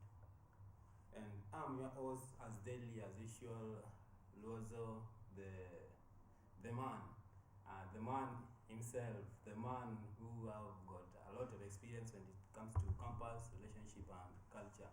At first thing, what we are going to look into is when we are talking about campus, relationship and culture, what comes into your mind in the first place? Probably this thing is just simple as this. We are going to look bit by bit and going deep and deep, trying to show youth what and how should they manage themselves when they are in a relationship in campus. More specifically, here today we are presenting this show in Technical University of Mombasa TV production room, and I hope my viewers will enjoy the show very, very, very much. Okay, let's go with it. Campus and relationship. What's the definition of campus, or how do you understand campus and the thing we so call it relationship? So for me, I can start with relationship. Yes. So relationship is like a serious attraction between two people. That brings relationship. Serious attraction between two people, that is male or female. And campus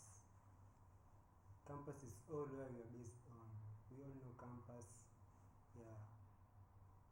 And what about you, Tony? Okay, Maybe giving us a scope of the Okay. direction. To me, relationship is an amalgamation of feelings between two people. More so a boy and a girl, but nowadays we also have those other people, so lesbian and gay. But campus relationship is a union between two people who like each other. Okay. The part into which you want to redefine today and we want to bring into valid that is campus relationship valid and genuine, or it is all about true and fake emotions, and all we know about that what brings these two comrades, a female comrade and a male comrade, is the thing we term as sexual relationship.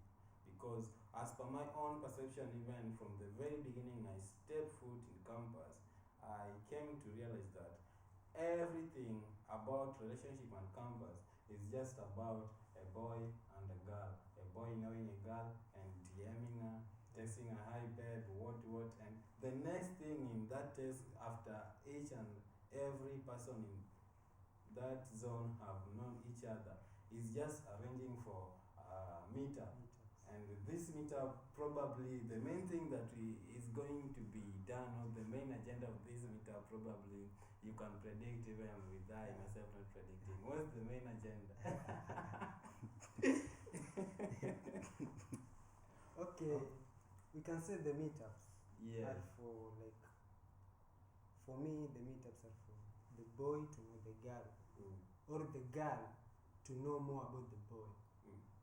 But sometimes you can find that the boy comes up with a meeting to find out more about the girl, like to like kama venye anampenda, anataka kuwa ni kumnice, apendezwe na yeye, ndo like ampende, ndo dem ampende, ndo msichana ampende.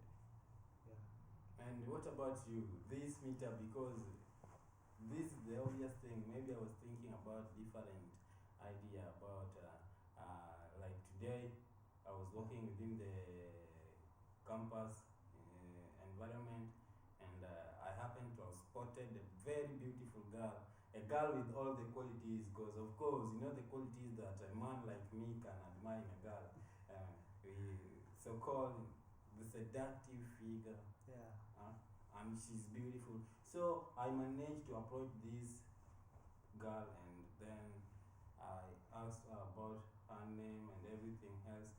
Then, personally, me arranging a meetup with that girl, probably my main agenda and my main theme, despite us knowing each other, maybe is quite different from her expectations.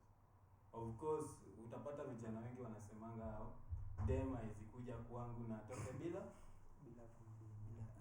probably that's a sure thing. Because now let us look at the scope of this thing called relationship. Is it valid, genuine, or this relationship is just based on playing with emotions and doing these lucid actions? What's your view about this thing? Okay, relationship depends on the personalities, Yes. and the standards yenye huyo the personality ameset. Si ati kila, hata wewe si kila dem mwenye amekujanga kwako the first time. Kuna ule mwenye unaweza mkatia alafu akuja kutembelea, lakini hiyo siku ugonge, si ndio? Alafu kuna ule mwenye anaweza kuja hata mara tatu, bado tu ni story. And then also as a comrade also minimize penye watu wanakutembelea. Kwako sicho, kila mtu anakuja tu. It's ni kitu practical ukiuliza wanaume wengi.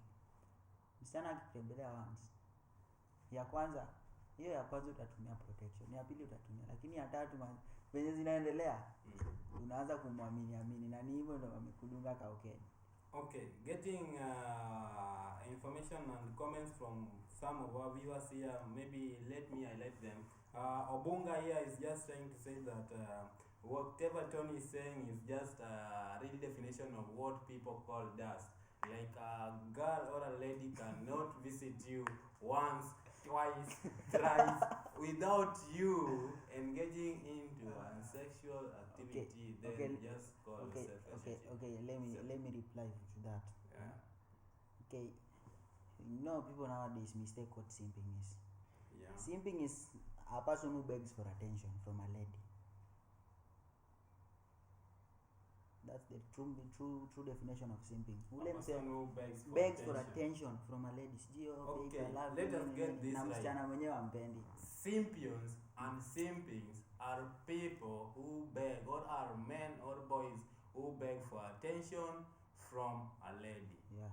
But what about this group of men who are there to spoil these ladies without begging for attention?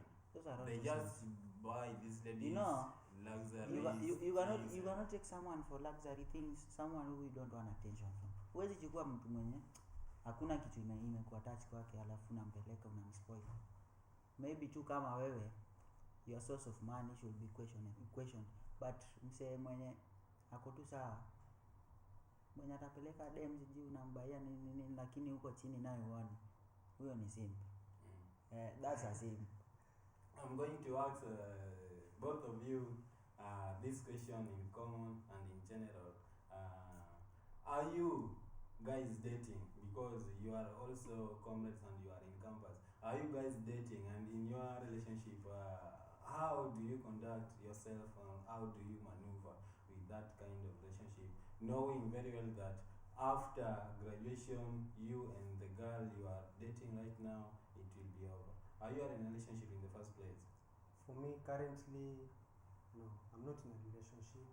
I'm single for the last, like, let's say, like, 1 year. Yeah, I'm finishing my 1 year, and I'm still single. And I don't feel like dating. You see, these girls ain't loyal again, ain't loyal. Do you understand me? I understand Yeah, you. ain't loyal. What's the main reason why you are speculating that these girls ain't loyal? Because maybe you are just majorly judging a book by its own cover, which majority of people say that don't judge a book by its own cover. You know, The appearance maybe might be deceiving. You don't know someone or the true person in real definition. you know, in real life, you just see how a girl treats you. Yeah, like tuseme umemwita kwa keja, afu anakwambia like ako busy na ni Saturday. Yeah, na nyinyi nyote mmetoka from Monday to Friday na bado hamjameet, mnataka kumeet on Saturday. Yeah, nyote mko campus, afu mpigie anakwambia ako busy, like hana kazi but ako busy. Na ukimwambia ukuje kwake, still she doesn't want. Can you believe that situation, like ako busy? Can you believe that situation? Maybe it depends. Maybe truly the girl is busy, or you never know. But you are just trying to be driven by your own emotions and overthinking. You never know. Mr. Host, Yes. let's be realistic. Someone who is below 20 years and you are sure she is jobless, she's a student like you, kazi gani bana? From asubuhi Saturday, asubuhi tu hadi usiku wewe tu uko busy Na uwezi kuja kwake, na kwake just pia imagine, kutaki. anakataa. Maybe basically, I just think with my own understanding is that the girl doesn't like you. Yeah. Yes. And if she doesn't like you, then I hope all girls cannot be in the same position of not No. liking you. You should Have you just ever heard that have song? them. All girls are the same. The song by All girls, Juice WRLD. yeah, Juice WRLD. All girls are the same. All girls are Let the me same. look at it. Let me search at it right now. I will play it in the course of our speech. And Thank you. what about you, Tony? Are you dating or not? The last time I dated was last year, February 14th, Valentine's Day, and the reasons we broke up with that girl, she's the one who knows me. I don't. I'm just there. Mi niliambiwa tu acheki niaje, hatuwezi endelea hivi. Sasa hiyo hivi ndo hata sikuwa najua ni hivi gani. God damn it, man. God damn it. I remember- Alikonyesha vumbi. I remember that day I was So, nilienda no. kuswim Pirates. Uh, So najua mimi nimeswim no. it rudi is- kupata simu naona tu hatuwezi endelea hivi. Mi pia juu ama mi pia ni kigangster kidogo hivi. Nikameza tu, nikabidi tu nimerudi nimemaintain kwa nyumba tu, nikaa hakuna kenye imeendelea, lakini in real sense najua kuachwa kuna two types. Kuna ile kuachwa yenye unajua kosa yako, alafu kuna ile yenye wewe hata hujui, wewe ndio umefika saa hiyo. And you're just being accused of shida zenye unyani unawekelewa. Na umejua Ile hata- in most relationship there is no equal point where mtu na dem wake ama dem na boy wake they come to a point of understanding if the relationship is not genuine. Yeah. If the relationship is not genuine, mtakuwa tu mnaishi like umeniwekelea. Umeniwekelea. Mimi ile Until the point that somebody has been Mr. caught Host. red-handed. ile hata sikuwekelewa kosa. Ile tu niliambiwa tu haiwezekani. Like, Babu zangu hataki. she For me- sprinkled you with dust. Yeah. Yes, it That's made so man. terrific. And Me, I very think campus- dehumanizing. You know, I Yeah. think like campus relationship, Yeah, it's all about money. Yeah. If you have money, you can treat your girl, be with her like, let's say like 1 year, 2 years. Mm. Yeah. Maybe it depends on your money. it depends on your pocket. Yeah, on your pocket. Stability. But if you're broke, So, if you're broke, mm, they cheat. they Broke. cheat. Yeah. So like But They can leave no, you without telling you the that they same want to phrase leave I've you. been- we are the the same majority, phrase the broke ones. I've been seeing like broke men deserve no pussy. Is it really true? Like broke broke men deserve no pussy. You see, that statement is not working because that's just information error, according to my own understanding. That's But information error. Let's also be Because realistic. there are really broke men outside here, but they are not in a position to maintain that brokenness, but they are outside here doing serious jobs, though the pay is so small, but they are struggling and they are in a serious and genuine relationship. Okay. So in campus you want to say that if you are broke in campus, you don't deserve to date a girl, or you are not in a stable relationship, or you are just single. Is that what you are trying to insinuate? Okay, me, I know I'm not dating, but I can advise on this. Mm. Those simple things, little things you do for your girl. Also, huwezi kuwa ati wewe una treat tu dem, wewe uko tu hapo, wewe una treat tu mtu vibaya. Like wewe ukipigiwa sijui ushaona ule msee mwenye dem akimpigia hilo cheki unanisumbua ni nini bana. Ongea tu vizuri. Hata si ni magangster. Unacheki. Usifanye vitu kwa ati tunakuona so wewe. Just treat your girl right. That's true. Yenye hata akikuacha unaachwa with decorum. Si ati wewe mashtaka uko nazo ni mingi na umeacha hadi sasa. Okay, in campus, I guess we have these different kinds of people and categories. Kuna those who are based on true relationship. Kuna those who are just there with the issue of friends with benefit. Yeah, sex is the only game or the only thing connecting them. And then now there is this group of boys or ladies who are not in a relationship, but they prefer to hang around each other, having sex with different types of people. I mean, we call to men that group of men, we call them the Casanovas. You see, so like this group of Casanovas. With my own understanding, I guess, kama we ni boy na we ni Casanova, you want to fuck each and every girl in campus. Now you don't, or you are not in a relationship. I think you are at a risk of several things. Yeah. So probably you guys were telling me that you don't date. Probably, clearly, plainly, apparently, sincerely, Yeah. in this broad daylight, you don't have a girlfriend. I don't have a girlfriend. You also don't have a girlfriend. You don't Yes. date. My friend. So let me shoot this question generally to both of you. There is this thing, tunaita Colgate ya mtaani good. My friend, are you not a victim of this thing? Because like it is a policy and it is a rule that a boy in campus and he is not dating, he's either a cheater, a player, or if he is not dating at all and doesn't want any shit to do with girls, then we suspect that boy to be a nyongist. You know, nyongist is somebody who is masturbating all the time inside the house. Which group are you guys falling under? Because like I find it hard to understand you. Personally, I can tell you, just recently, the other days ago, maybe, let's just, with evidence here, I can just show you why I stopped dating, because it was so sad. I was dating a certain girl just the previous weeks, and she did not jump out the first in that relationship, but I was suspecting her to be somehow engaged with this issue of disloyalty, and I found out that it was true. So personally, I'm a musician. I was heartbroken, so I got passion in music, and that's where I seek solace. So like majorly I don't believe in girls, but what I know, there is something I believe in. So like I'm in a status celibacy. So with you guys, I find it difficult to understand you because kutu is something that probably if a girl doesn't want any shit to do with if a man doesn't want any shit to do with girls, probably he might, there is high chances that he might fall a victim of masturbation.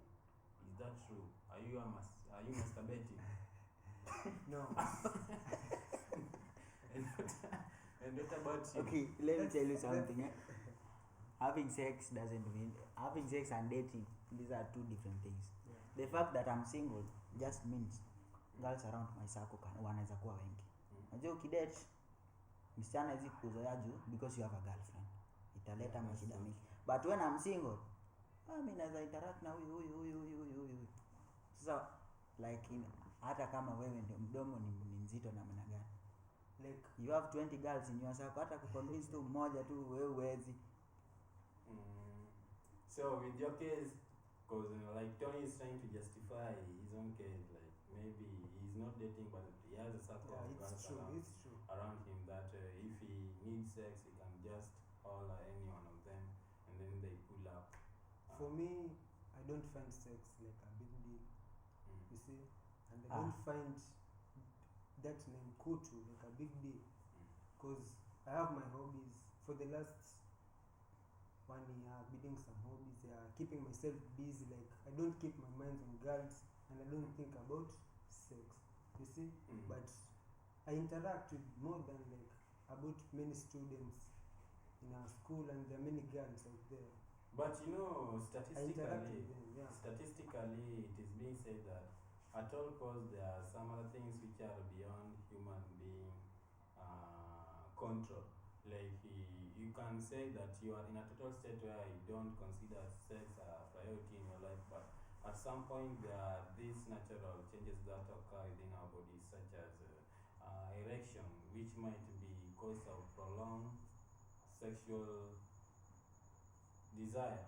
You see, so without abstaining for a long time without having sex or not thinking about it, maybe you might be susceptible to erection. And you know, anybody susceptible to erection, probably that person is masturbating, or that person may fall a victim of pedophile. Do you know pedophile? What's Yes. pedophile?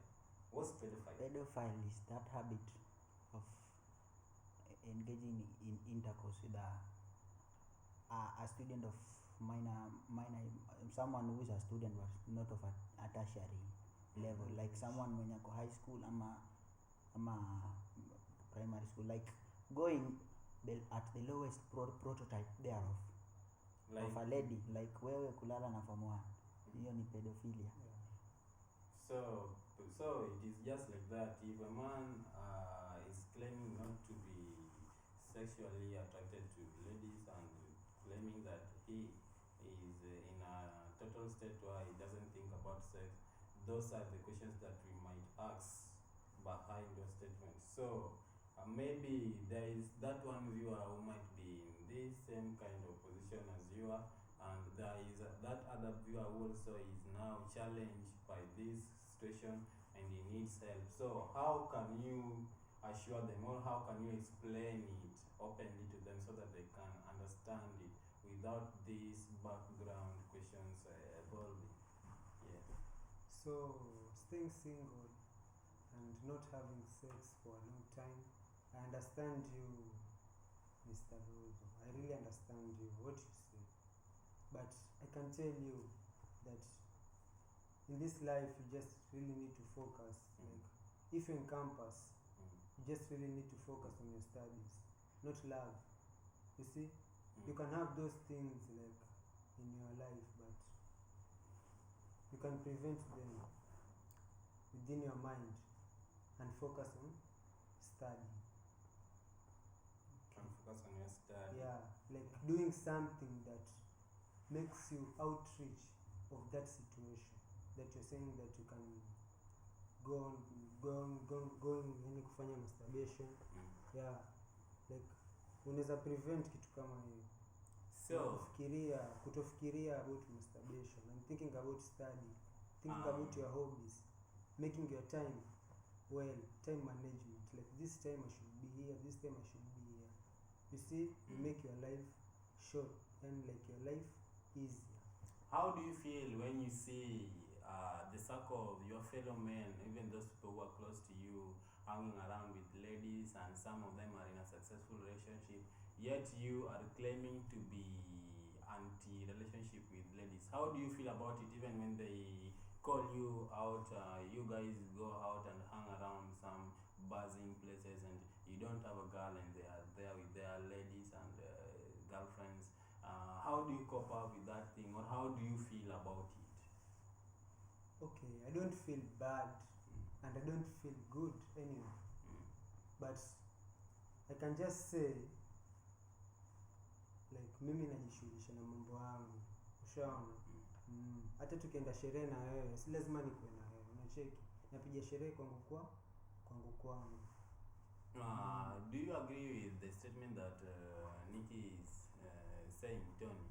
Because personally, watu wanasemanga it is always so hard for someone to be in a circle of men who are dating or who have girlfriends around them and still stay single in a status celibacy, because probably, those are some of those your fellow guys or men who you call your friends, they might be somehow provoking you or making jokes against you, saying that we mbona una dem, we tunakushuku nini. So probably those are the challenges that such a person in your status is likely to undergo through. So is this not a challenge to you? Okay, to me, like, first thing, you have to, all men believe they are gentlemen, and the first virtue of a gentleman is that you should have something called self-control.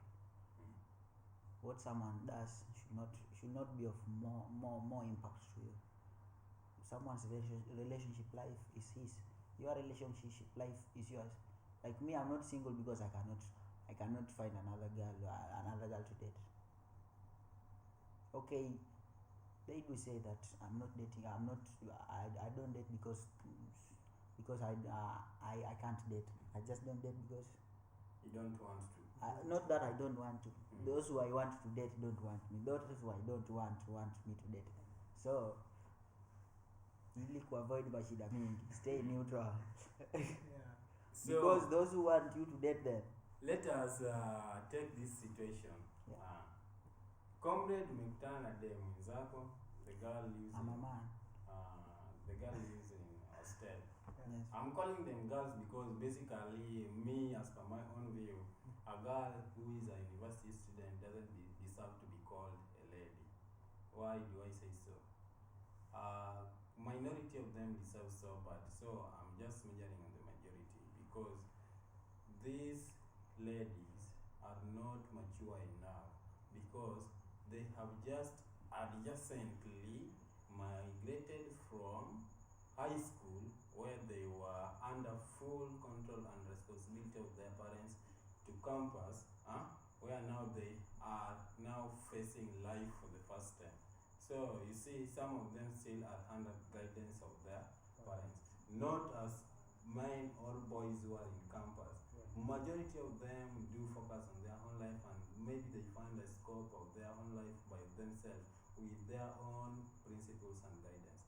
But as to ladies, they are still under control and management of their own parents. So such a person, we call them girls. But let's take this situation where dem mwenye anaishi hostel amekutana na boy mwenye anaishi nje, si ndio? The boy rented house outside the school compound. Maybe the boy is in 4th year or 3.1, I don't know, but the lady is still a fresher or 2.1. Probably hiyo ndio ukwanga norm, si ndio? Kijana mwenye ako ahead anadatingi dem mwenye ako chini, but most probably in a few cases unapata a boy dating a lady who ako now in the same level of education. So huyu boy amechukua huyu msichana kutoka hostel, akaenda na yeye huko nje place wanaishi nje, akamconvince wanaishi nje. The parents are paying school fee and those hostel fee, knowing that their child lives in hostel. Kumbe mtoto anaishi nje na alishapata bwana. And you know this boy is not genuine to this girl, you see. Then mistakenly or out of arrogancy, because there are some things if you are not enlightened or if you don't have deep understanding about them might happen to you. I'm talking about chances of pregnancy. Comrade unapea comrade mwenzako ball. How will you handle the situation?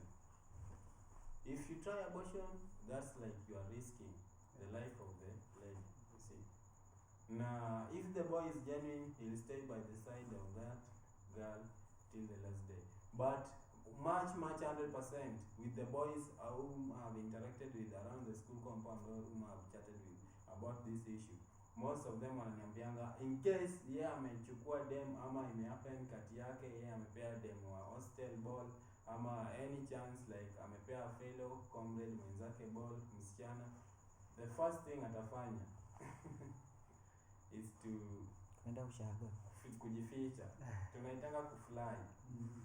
Anasema anakuja na difa, anatoroka naenda na kaa ushago just to escape that issue.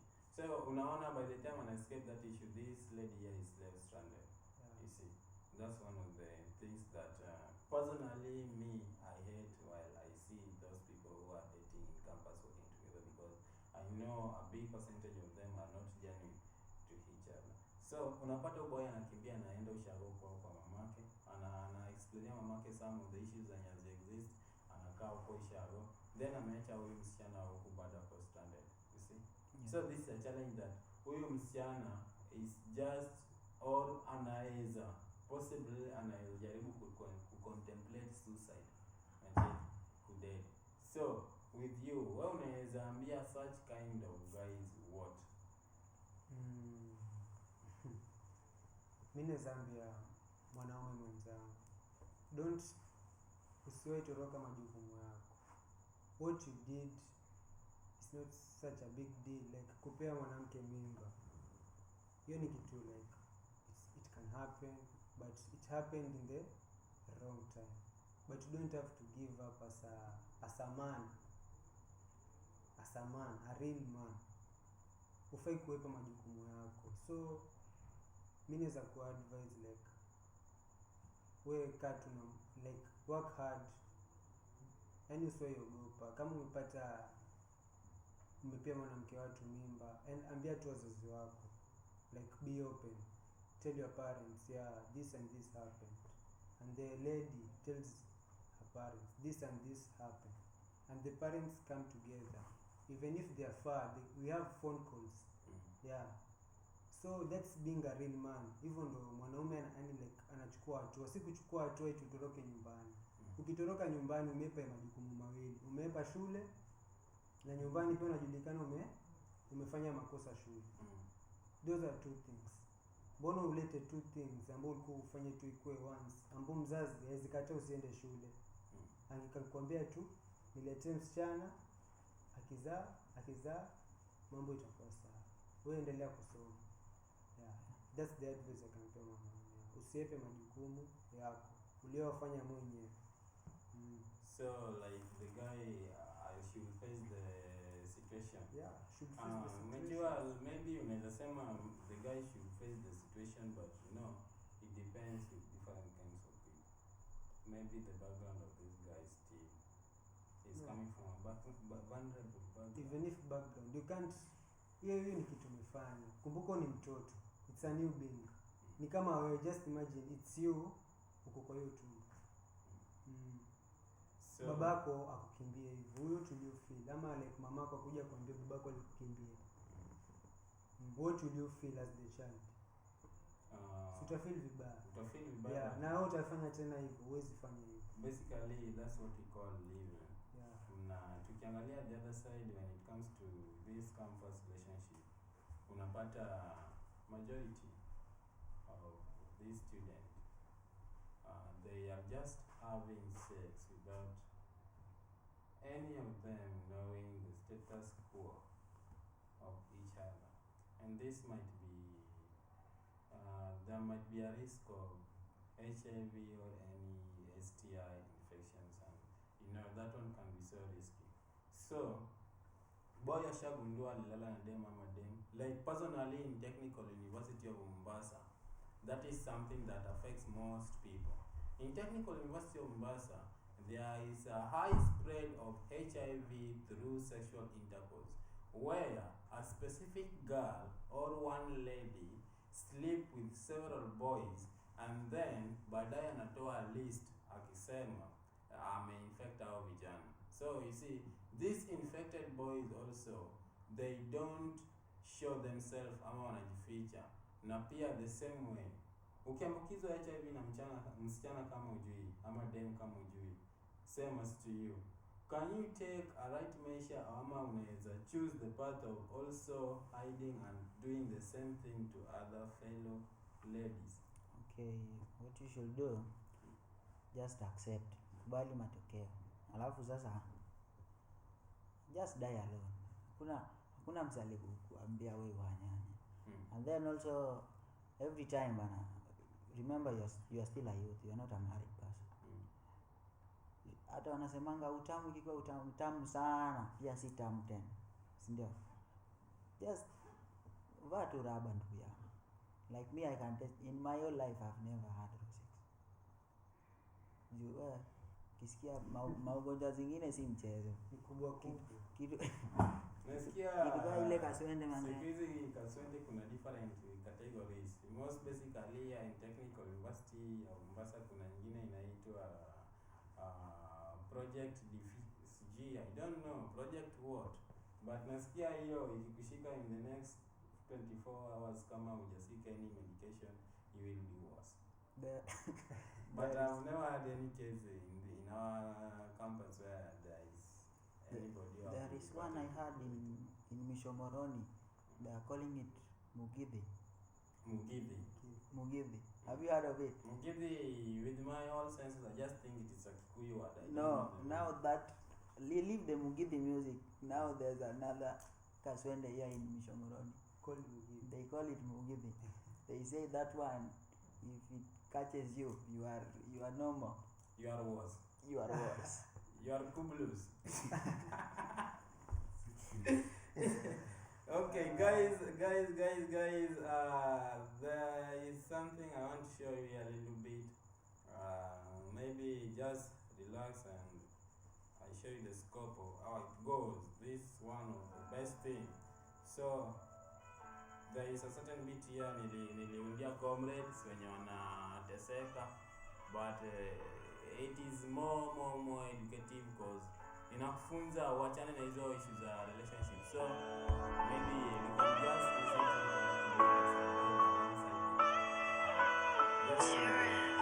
X Soul Killer.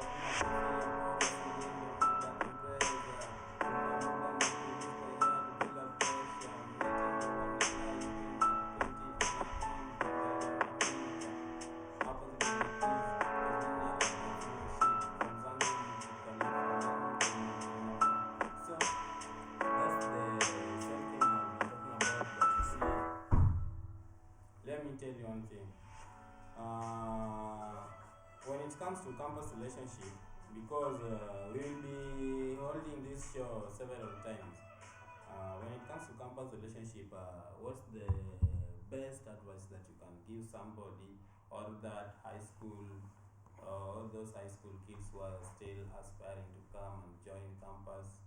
What's the best advice you can give them so far based on campus relationship and culture? Let him start. So I'll be brief. Yeah. First, be yourself. As a student, when coming to campus, be yourself. Usifuatilie mtu, unaona mtu ako hivi na hivi. ama unaona mtu anafanya hivi na hivi pia unafanya. No, just be yourself. And second, usisahau kusoma. Yeah, be focused in your studies. Na pia third, like if you have a dream like that, you can fulfill your dream. Like venye tumeona pia hapa from Luozo, I've seen he's get a good dream. Yeah, he's a musician. So if you're in campus, just follow what is in your mind. Don't follow what you see.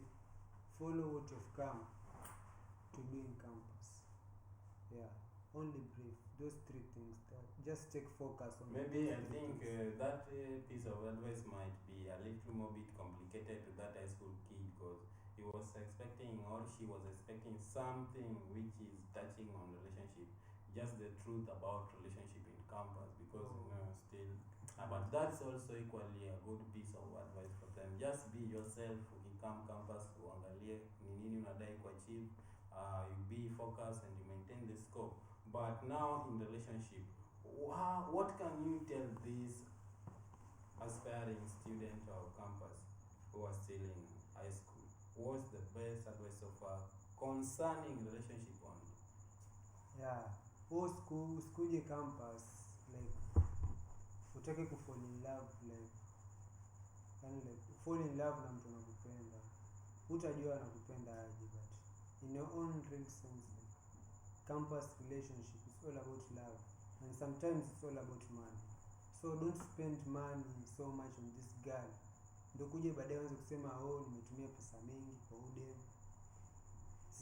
So when you treat since first day you met, treat her the same way. Kama unamtreat vizuri, endelea. Kama unamtreat na KFC nini, wewe endelea tu na KFC zako, atakupenda. Lakini kama umemtreat kuanzia kibandaski, mnaenda mambuzi kukula, endeni tu hivyo mpaka mwisho. Usianze ukileta vitu mingi, like utakuwa complicated kwake na relationship. That is how campus relationship. Yeah, mimi nimeachwa na nimeachika. It's life. Yeah, ukiachwa unaachika. It's just life. Hii ni kitu napitia tu. Yeah. What about you? Okay. What about your opinion? To me, no, relationship and love are two different things. And love is a very delicate topic, like a delicate feeling. Like so, like me, I don't easily love people, and if I love you, I truly love you. Like me niambie tu mdem acheke, mimi nakuwa nimekupenda. Ndio word ni ngumu sana niambiage tu msichana tu hivi tu mimi nimekutana na wewe tu ati I love you. It's a process. Then if you ukipenda mtu bana, hapa ndio shida inaanzia. Ukipenda mtu, be true unampenda. Kama upendi mtu, acha kuzungukia mbali. Unafanya msichana waste time yake, siji mara pesa yake. Just be sincere. Watu wanachinja huko nje. Unaweza peleka not everyone. I naweza kuwa emotionally stable. You can be emotionally stable. But kuna mtu mahali like kitu kimtrigger inamgonga zaidi. Unaweza kuwa mtu. So just be sincere. And then msichana wewe pia bana, kama unajua upendi mtu, sema mapema. Tusiende mbali nianze kuanza kudream ukiwa bibi alafu hapo katikati na unaharibu maneno. No, not everybody will cry because of a relationship. Like me personally, mimi hata msichana hata nikupate kicheat live, siwezi lia na pia hakuna kitu nitakufanyia, but kuniuma na itaniuma. So don't take, usichukue ati mtu lazima react ndio ujue ameudhika. Me, I can talk to my enemy even for 10 years. Najuangi simpendi. Like nikiwa na wewe ninaongea tu na normally, but kitu na feel ndani, ukiweza nikosea tu kosa ingine tu hivi, I can kill you. So ladies and let's say gentlemen, kitoka high school kikuja kampo man, kama unataka relationship, usiingie tu relationship uko campus huku amtoki area moja. Huku kuna msichana ametoka Nairobi, kuna msichana ametoka Kisumu, kuna Wameru na nini. ingia relationship na mguu moja, pima rada kwanza ndio uingie na mguu yote, or else utajinyonga. And that's all I have. Maybe one last question na hii maybe inaweza shoot ama point.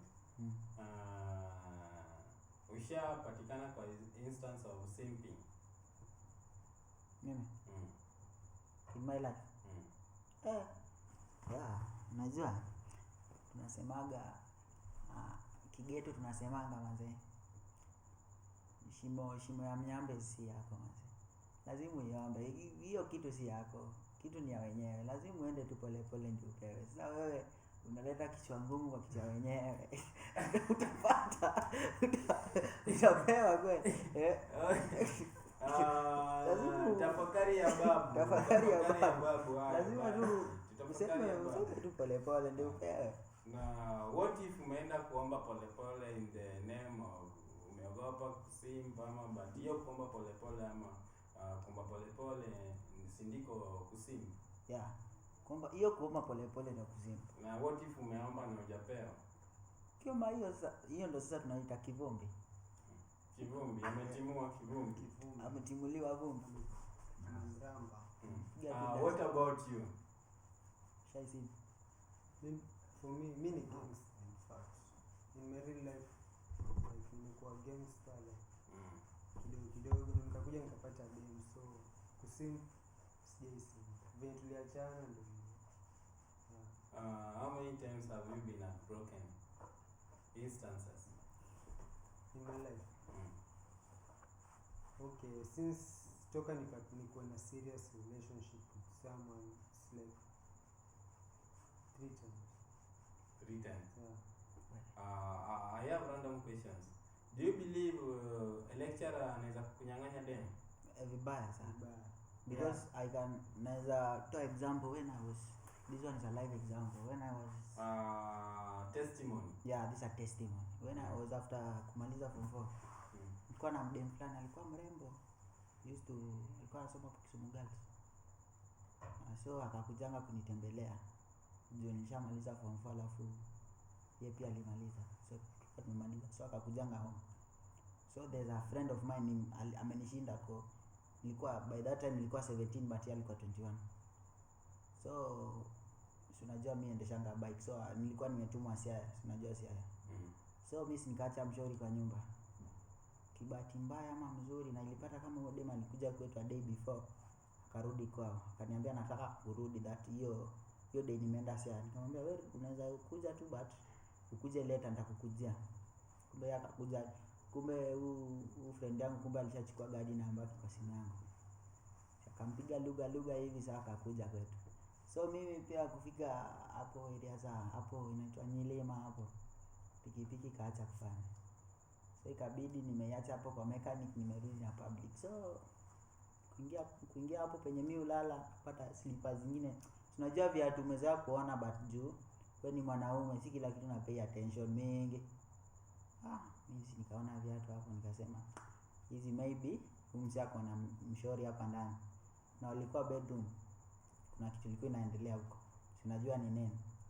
Sasa mimi tendo la ngono. Sasa unajua mimi pia juu watu ni wanaume, watu hufai kukaa hapo ndani. Si mimi nimetoka tu nimejiseti tu hapo nje kwa hiyo sheds, kila wewe ni mjaka, unajua every low family lazima kuange na shade hapo katikati.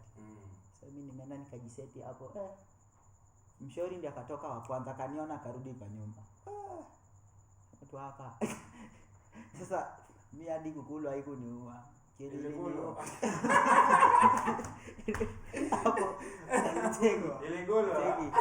Hapo hapo kukulwa haikuniuma. Kenye niliuma manze, mzee hadi ana nyumba, mimi ndo naambia place pa kulala. Mattress ni yangu, bed sheet yangu, nini blanket yangu, hadi CD ni zangu niliweka hapo juu. Hapo literature, that's one we define as Chinua Achebe, things fall apart. Things fall apart, Chinua Achebe, So, because it is so absurd. And sasa kenye liniboza hili mimi sitakangi kupiga madem. Sasa mimi nimekaa tu zangu tu juu, sasa unajua ile umeoshwa clean, hakuna kitu ama hii ama hii, ushaoshwa umeoshwa.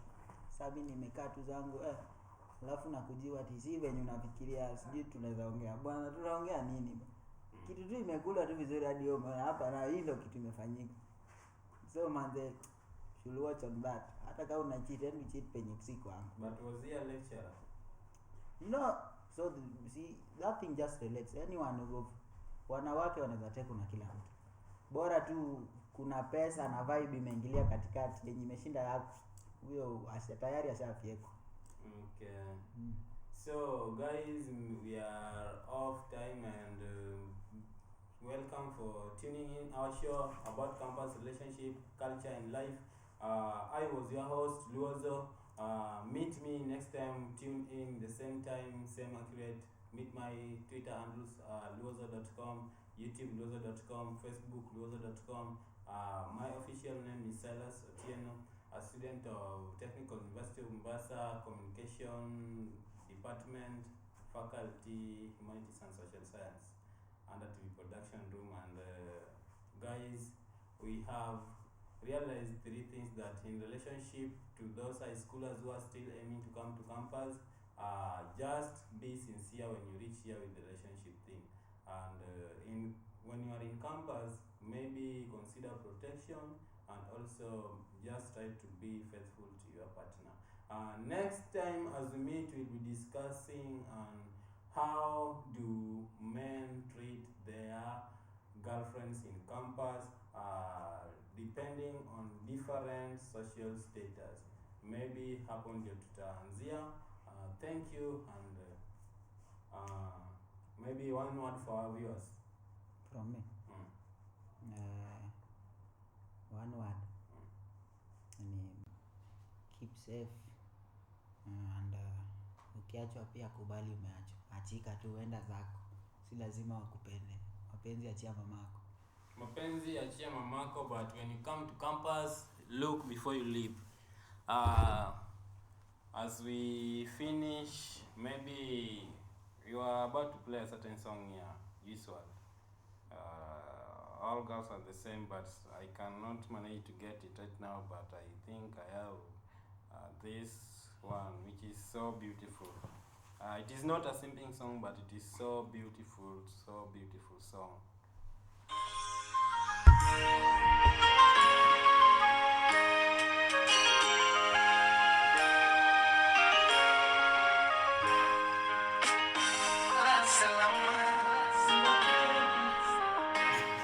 Matatizo